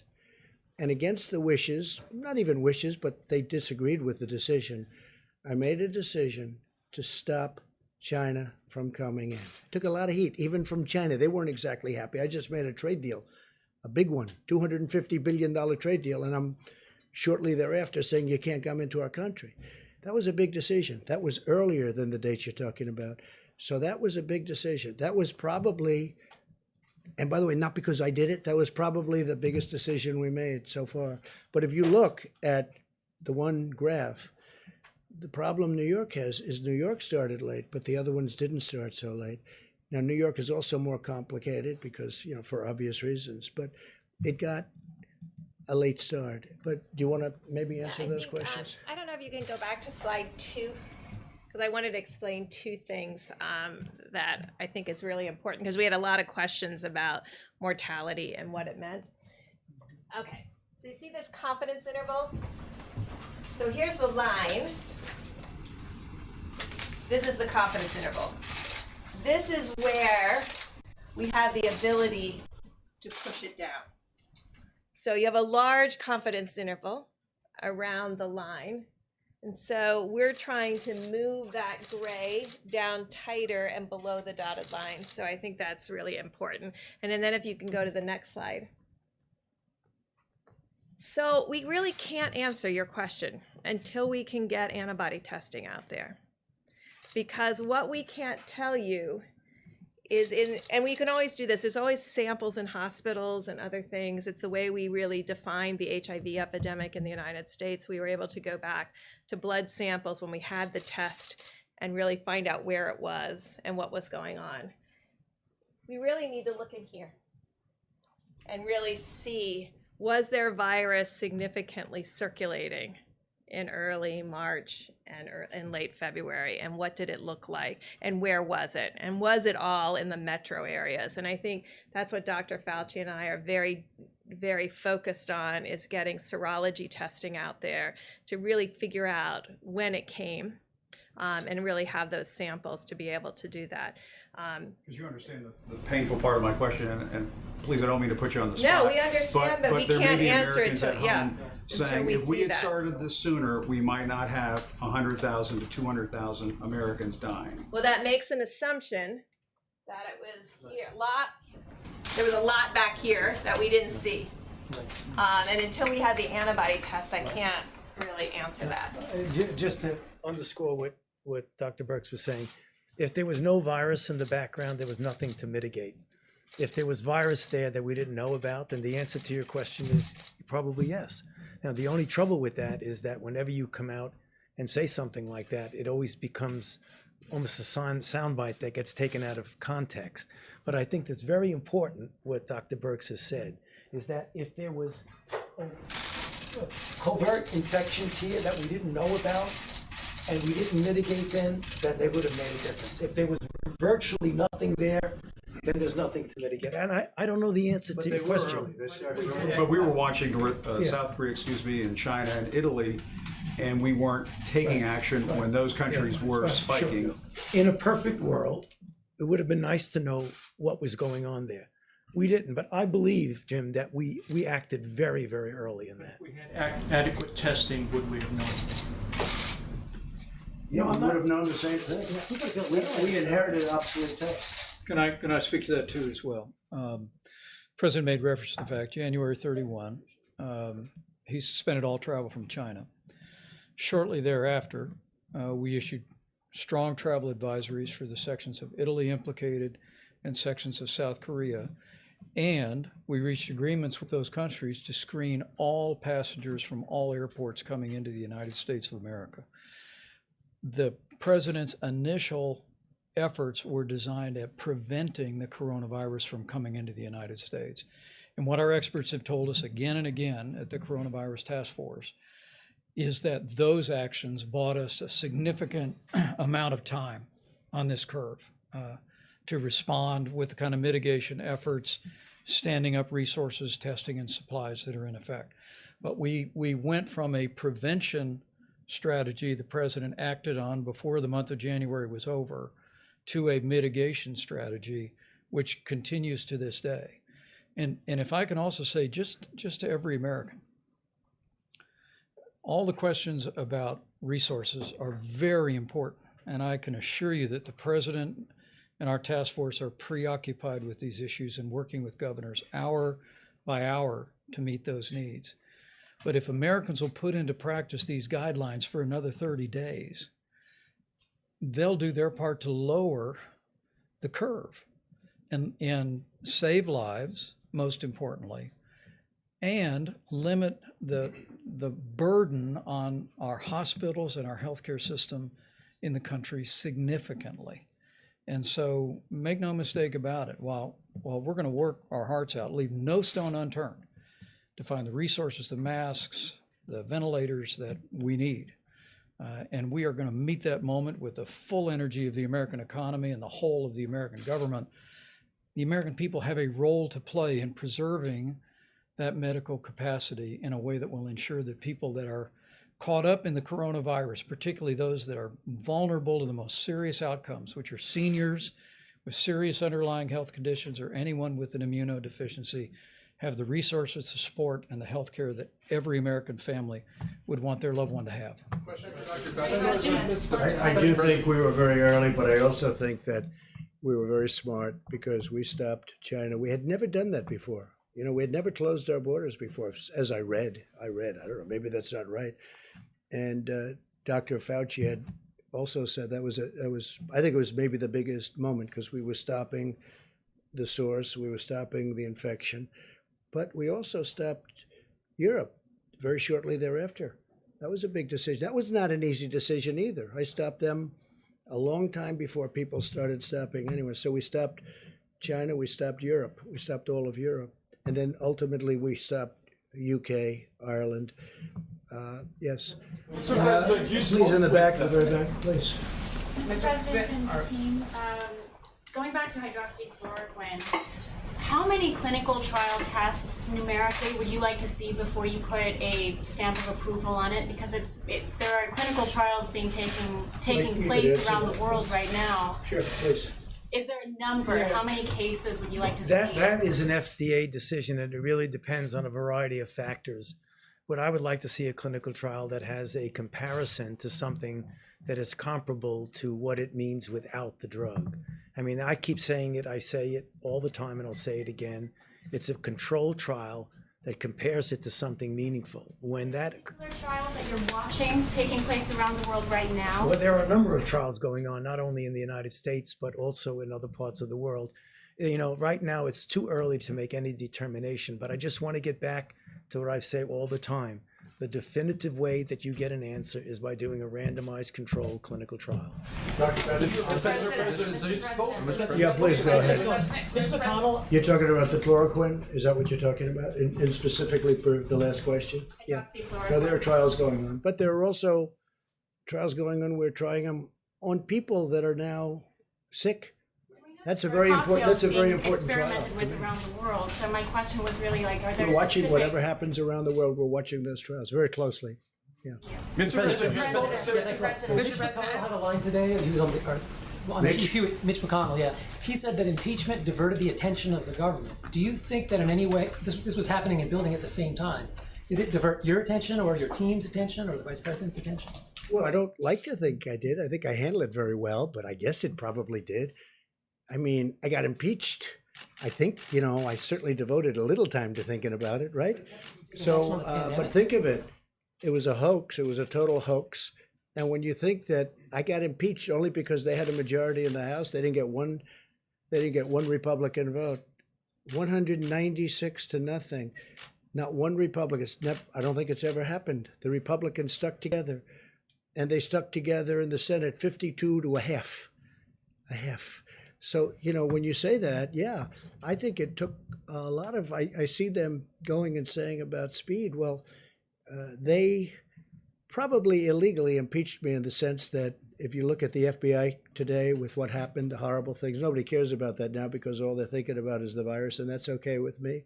But you look at the report that came out from I.G. Horowitz, it's disgraceful what went on. It's disgraceful. It's a total disgrace. They got caught in the act. But you know what? We won't talk about that now. Did it divert my attention?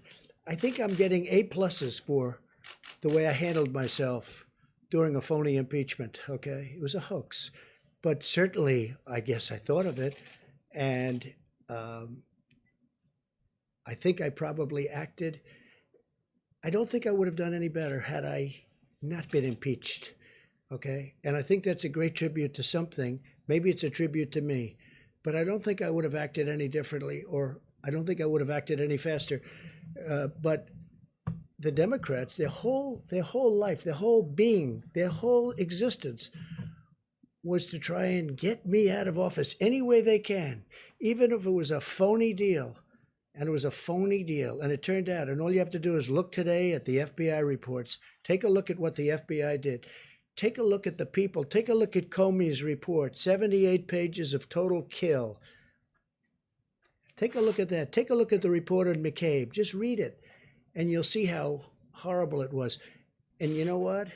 I don't think this country is going to take it. You want to know the truth? The phone call you didn't have time to make? How did it take you out of the game? What guidance are you offering to Florida when it comes to the 2 Holland American cruise ships that are seeking to dock here? Yeah, well, I'll be speaking. I'm going to be. In fact, he has a call in to me. We'll be speaking to. We'll be speaking to the governor, and we'll be speaking to him soon. But there's a case. We have 2 ships. There are people that are sick on the ship. And we don't want to be like they're going to be ghost ships. People turn those ships away. There was a ship, as you know, in a certain part of Asia, and from port to port, nobody would take it. But in the meantime, you have people that are dying on the ship, or at least very sick, but they're dying on the ship.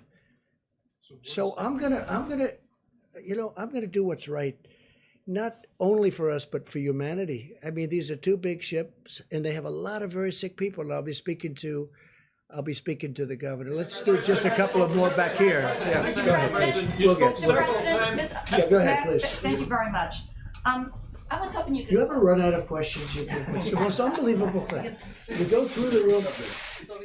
But I have nothing else to do. So if you want to, should we keep it going, John? I think so. Can you clarify something for me, please? Andrew Cuomo today said that the system that we have where governors are trying to get ventilators, it's like being on eBay with 50 other states bidding on a ventilator plus FEMA. And then you just said tonight they you mean he was complaining? He said. Say it. What did he say exactly? What did he say? He said that when you have states competing for ventilators and medical care, it's like being on eBay with 50 other states bidding on a ventilator. Well, he shouldn't be complaining because we gave him a lot of ventilators. And if you take a look at the chart, it's down. But I wish he got going a little bit sooner. But we gave him a lot of ventilators. And you know what? He has a lot of ventilators. The problem is with some people, no matter what you give, it's never enough. It's never enough. Like they'll say, how's Trump doing? And you're a Democrat. Some of them said really good. I'll tell you, Gavin Newsom from California, who's doing a good job, by the way, and others said really good.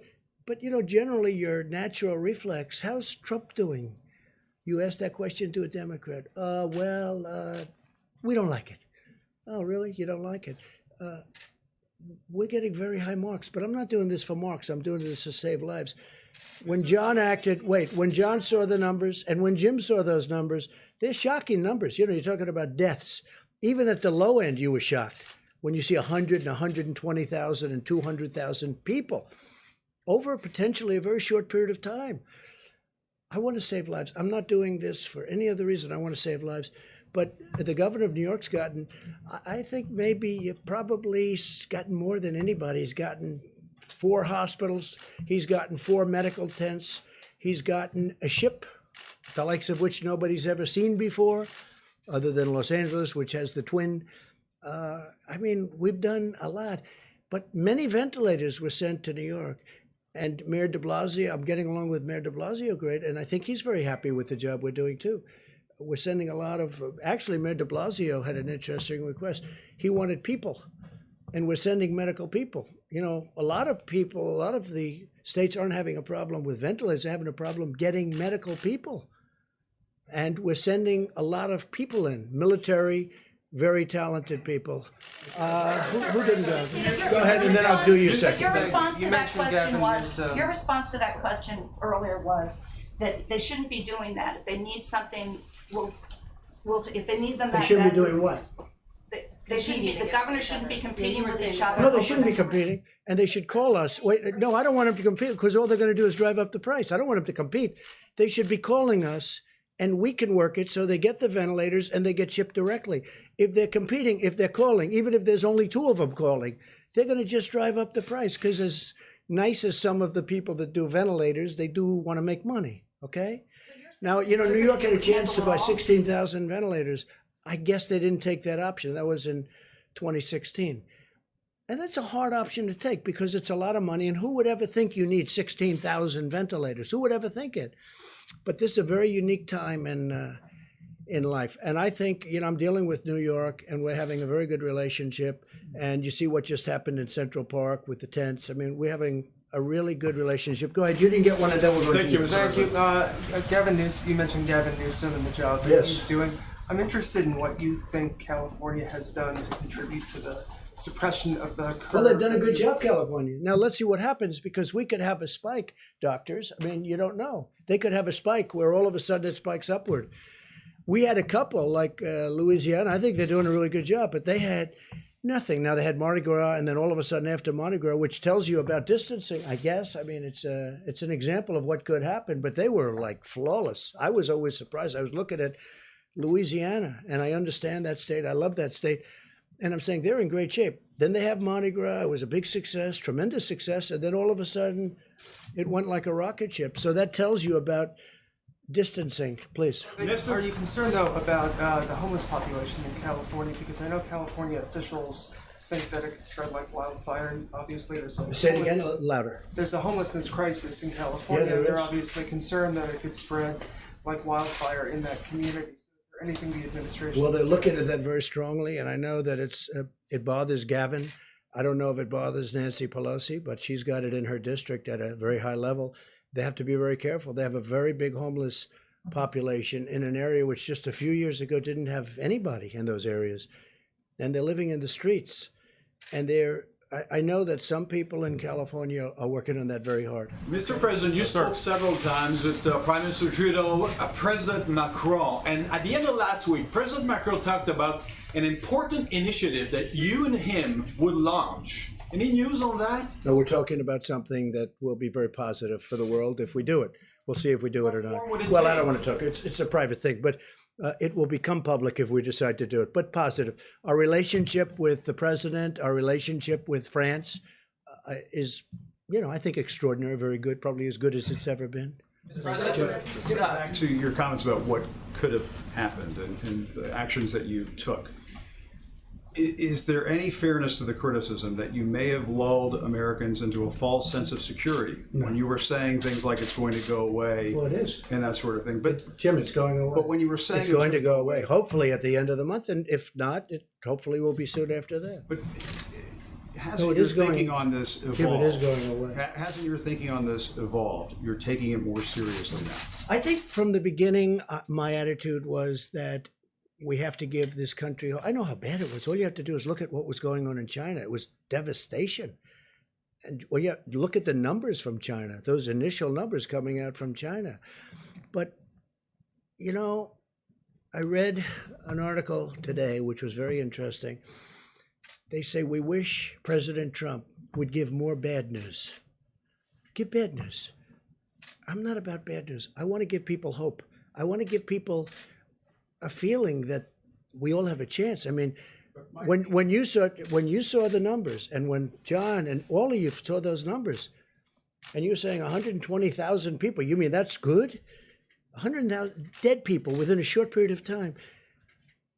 I want to give people a feeling of hope. I could be very negative. I could say, wait a minute, those numbers are terrible. This is going to be horrible. This is a horrible thing. Hey, Jim. Last month and said, okay, let's go to the beach. Let's go to the airport. Let's go down to Mardi Gras. Well, there were a lot Let's of go people. do There were a those lot of things. people that could have said that. We didn't say that. Fortunately, I didn't say that. And that was an alternative. We talked about it. That was always an alternative. That's what I said. Let it rip. Let it ride. Do nothing. And we could have had 2.2 million dead people, more than that, because I didn't do that.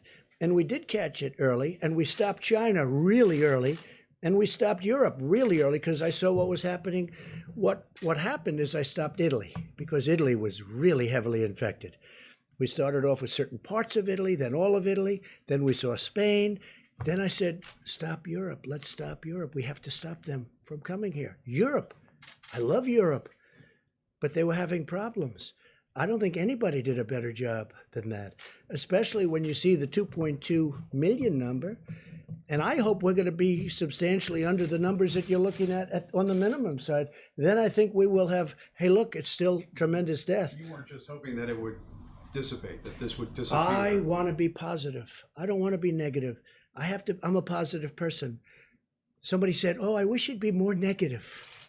They literally have that. It's in one of the wonderful newspapers today. I wish it'd be more negative. Well, this is really easy to be negative about, but I want to give people hope too. You know, I'm a cheerleader for the country. We're going through the worst thing that the country's probably ever seen.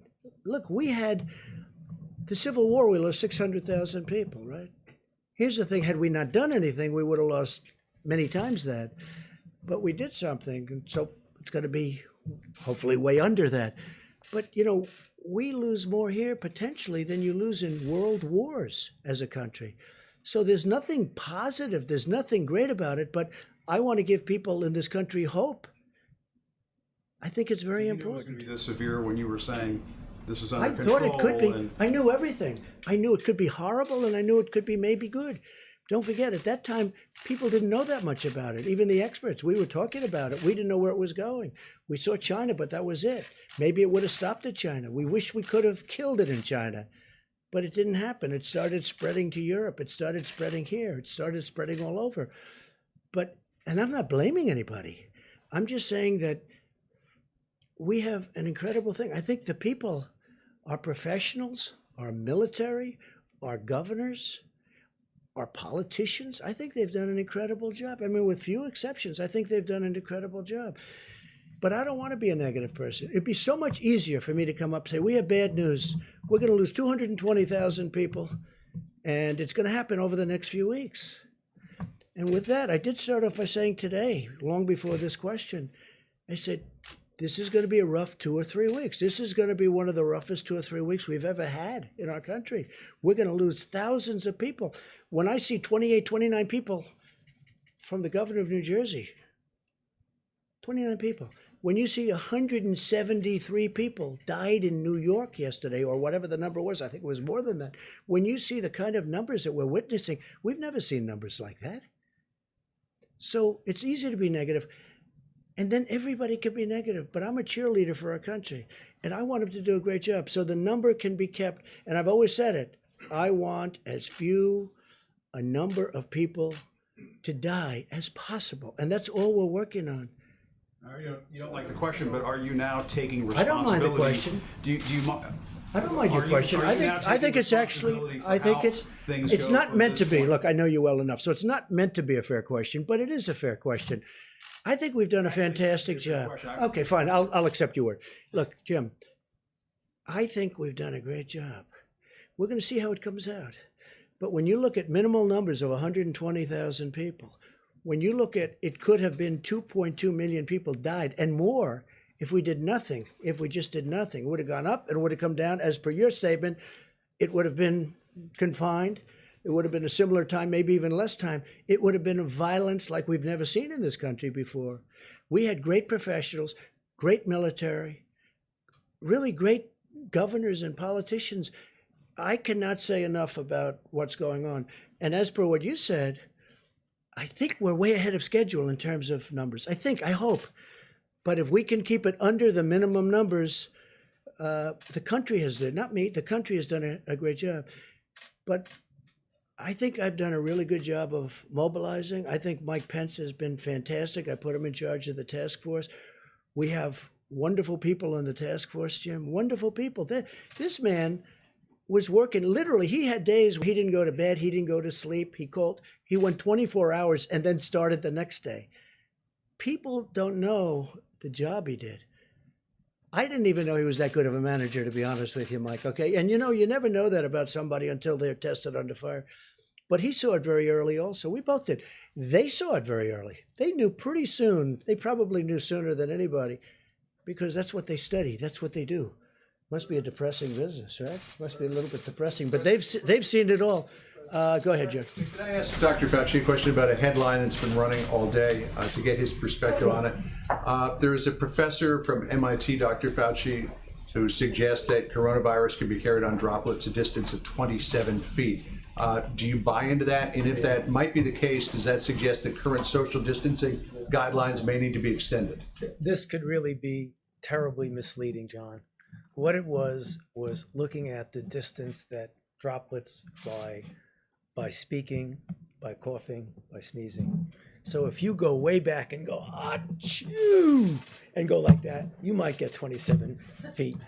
But so when you see somebody do that, get out of the way. There are some people But that's not practical. I know people that can do That is not practical, John. I'm sorry, but I was disturbed by that report because that's misleading. That means that all of a sudden the 6-foot thing doesn't work. That is a very, very robust, vigorous achoo sneeze. That's what that is. And that's not what we're talking about. You want to keep going? One more. I have one more. Go ahead. How about over? I've got a follow-up on the mask, sir, but first, you mentioned Franklin Graham earlier, Yes. talking to him. As you know, his father, Billy Graham, was a trusted spiritual advisor and friend to many presidents. A lot of your predecessors in times of national emergency reached out to pastors and other spiritual counselors. Have you done that during this national Well, emergency? I never say that, but Franklin Graham is somebody that's very special. I have many very special people, and very many special in the evangelical Christian community. You can talk rabbis, you can talk a lot of, I have tremendous support from religious leaders. And Franklin Graham, I just spoke to him today for an extended period of time. I told him what a fantastic job you're doing. And he does this. He loves doing it. He loves helping people. And he loves Jesus. That I can tell you. He loves Jesus. He's a great gentleman. Go ahead. On the masks, sir. On the masks, maybe for the doctors. The what? On the masks, is the reason why there's no CDC recommendation for the public to wear masks because they're meant to save and preserve the masks for the medical workers, or is it because the virus is not primarily transmitted through the air? So there was the CDC does have recommendations on their website about masks that came to the task force several weeks ago about if you're infected, wearing a mask to protect others. And if you can't, you're working with someone who's sick and you have to be that worker in the household, because remember, we want people in the household being taken care of, that they should wear a mask. I know your question is broader than that, and it's just being considered by the task force now about whether that recommendation that already exists relevant to wearing masks should be altered in any way. So it's still under discussion. And just about masks, you can get a mask, but you can also most people have scarves, and scarves are very good, and they can use a scarf. And we're only talking about a limited period of time, but And it says in the recommendations you can substitute a scarf for a mask. So if people feel that, and I think, some people disagree with the mask for various reasons, and some people don't. But you can wear a scarf, you can do the masks if it makes you feel better. We have no objection to it, and some people recommend it. Let's go back Thank to you, the Mr. back. President. You people never get tired. Look at you. And there's still good questions, actually.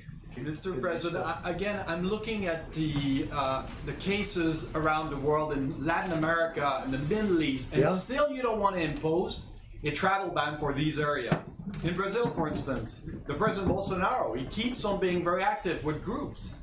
Aren't you afraid that what we're doing here can be threatened? You mean you people? You mean you people? Not here, but I mean the United States. I mean, you're pretty spread out already. I don't know if anymore. But you I don't think we'll understand have press conferences anymore. But I understand what look, we're very careful. I'm very careful personally, and But the travel ban, I mean, aren't you afraid? we are looking at numerous countries as they get in a position. Brazil, as an example, you mentioned the president. Brazil had no problem until just a short time ago. And now they're starting to get inflamed. And yes, we are absolutely looking at a ban. There are two other countries you mentioned. Iran already has a ban. They had sort of an automatic ban. In addition to that, they have a ban. So we're looking at certain countries as they become hot. So, Mr. President, you're starting a new 30 days now. What are your plans? Are you going to stay in the White House? Are you going to travel at all, or you shelter? I doubt I'll leave. I wanted to go to the opening of the hospital in New York,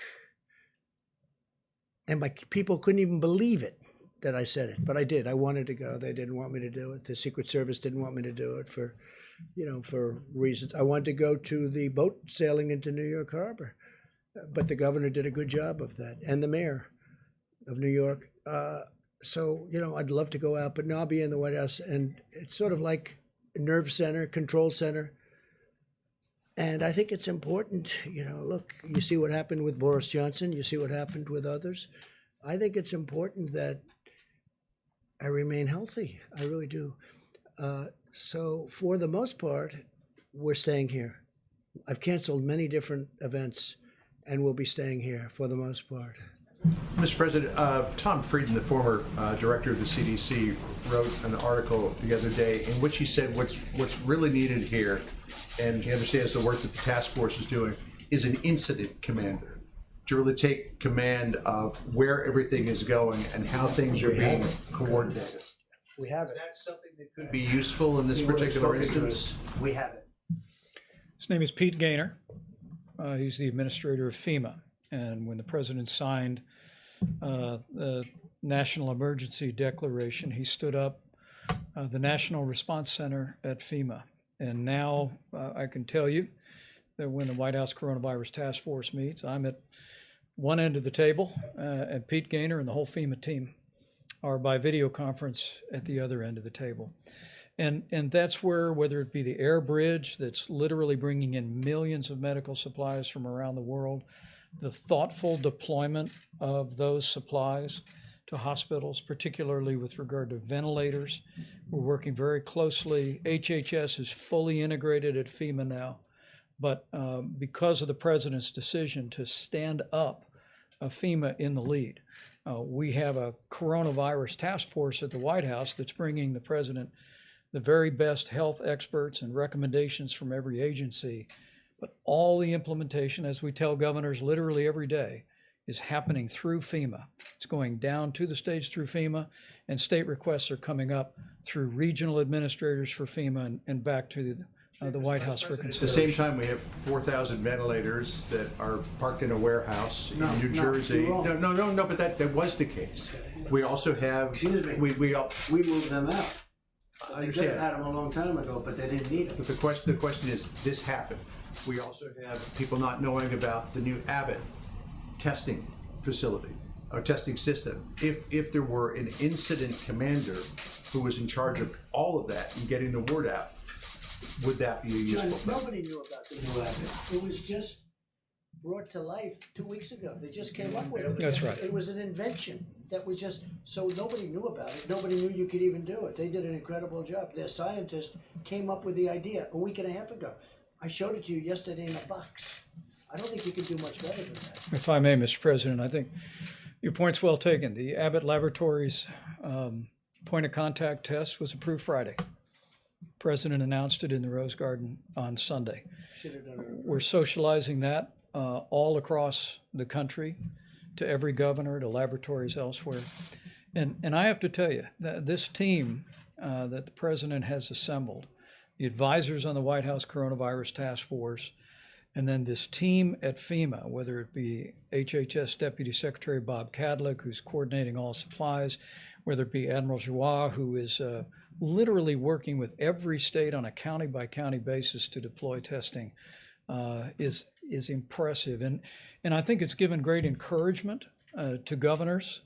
President and I spoke to governors in all the states and territories again yesterday, because governors, I can tell you from my own experience as a governor, in Indiana, we had tornadoes and flooding. Governors know how to deal with FEMA. And as soon as the president stood up FEMA, declared that national emergency, what I'll call a certain amount of muscle memory kicked in states around the country. And we're really seeing a tremendous efficiency and communication.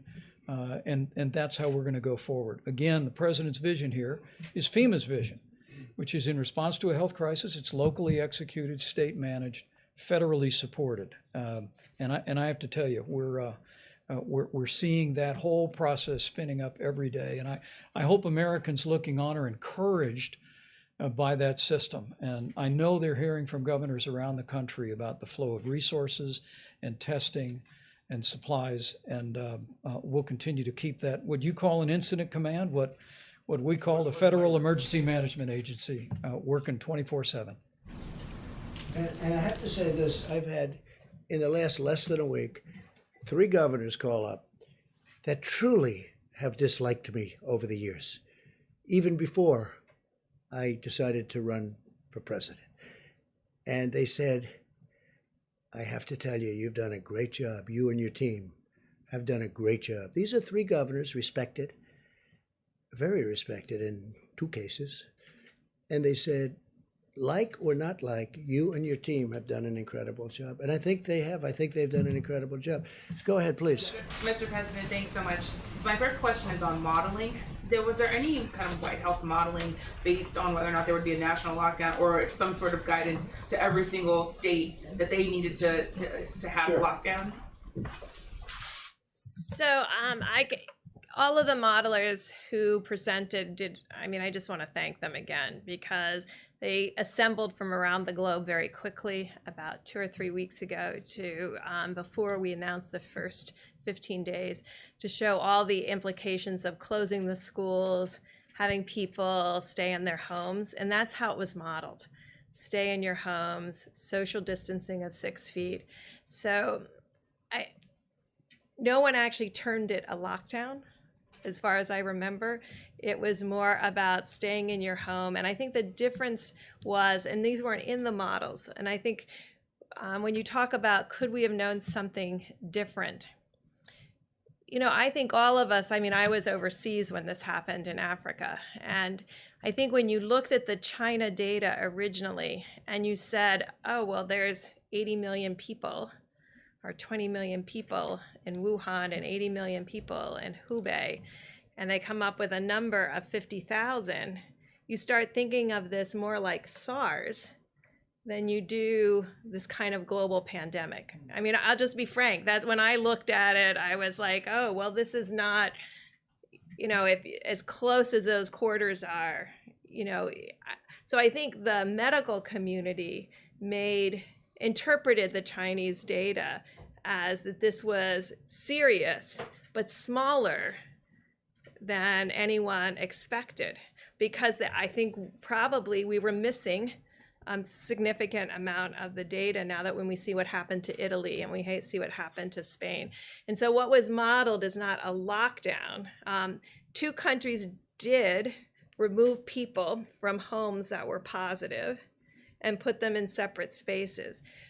That also wasn't modeled, but it could be modeled. And so we could go back and ask the modelers about lockdown versus not lockdown, but what they modeled was people staying at home. I guess what I was asking is for best case scenario, since it says best case scenario is 100,000 people. I know you're trying to get that number even lower, but is best case scenario every state basically having lockdown behavior, not maybe actual lockdowns, but basically everyone staying in their homes. So if that's true, why not tell every state to do that?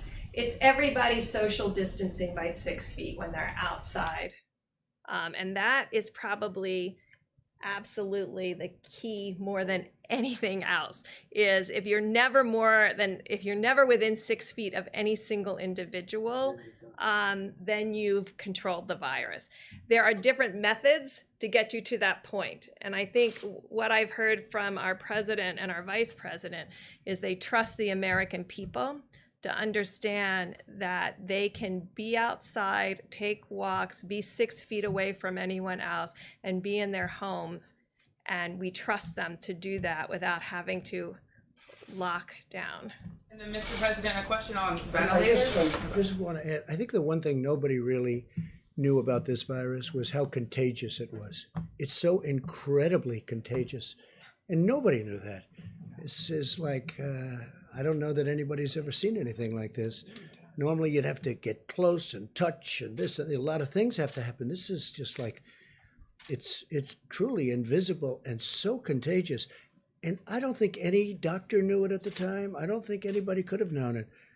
People have not seen anything like this. Yeah. So a question about ventilators. You talked about the fact that you don't want to see states bidding against each other.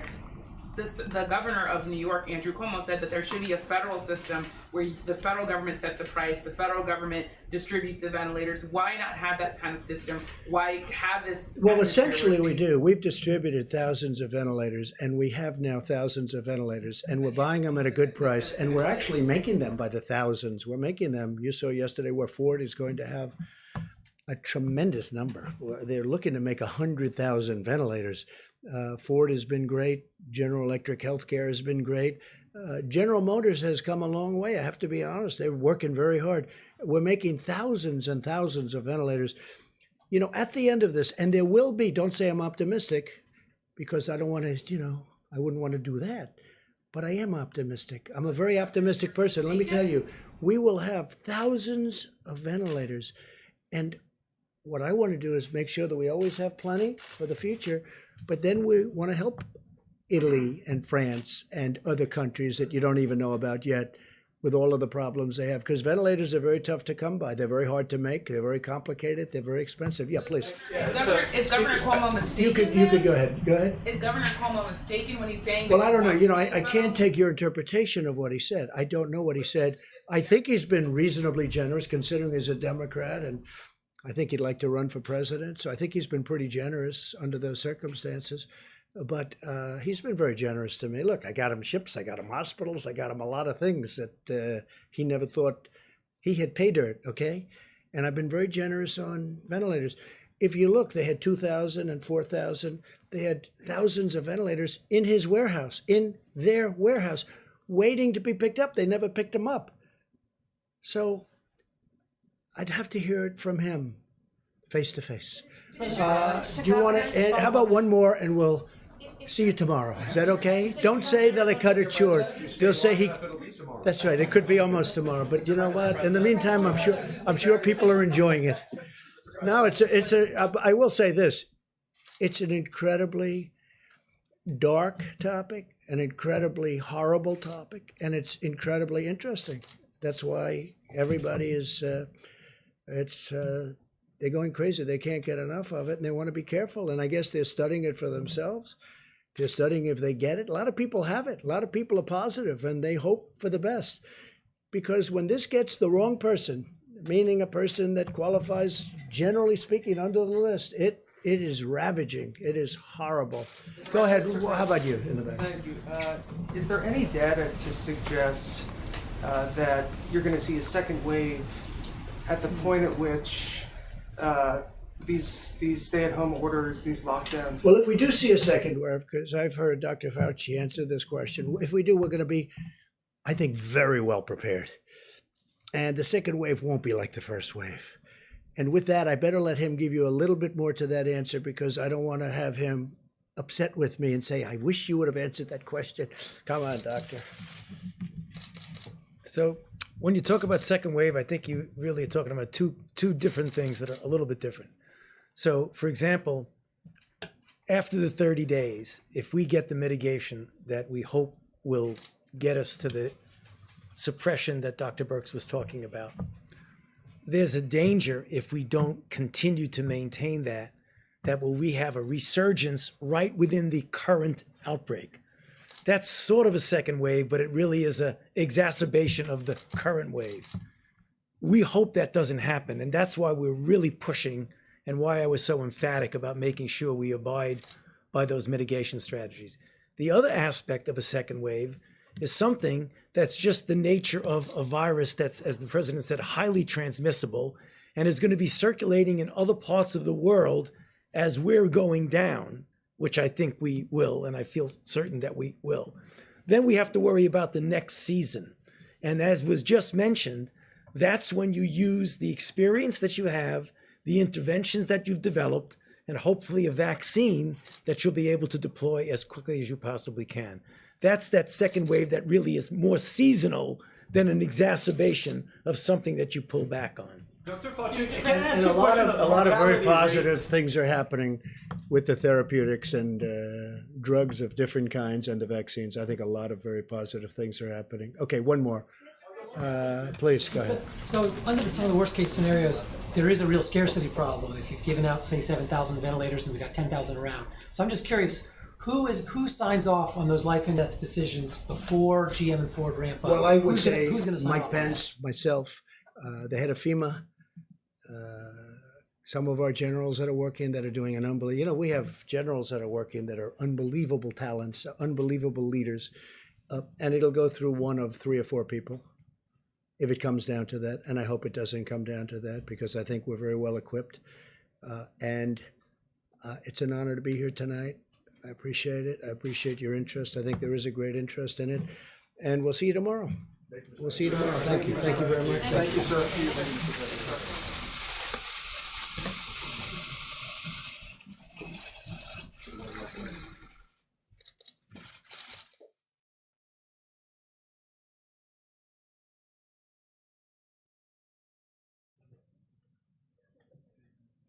Outstanding, everyone. Get the blood.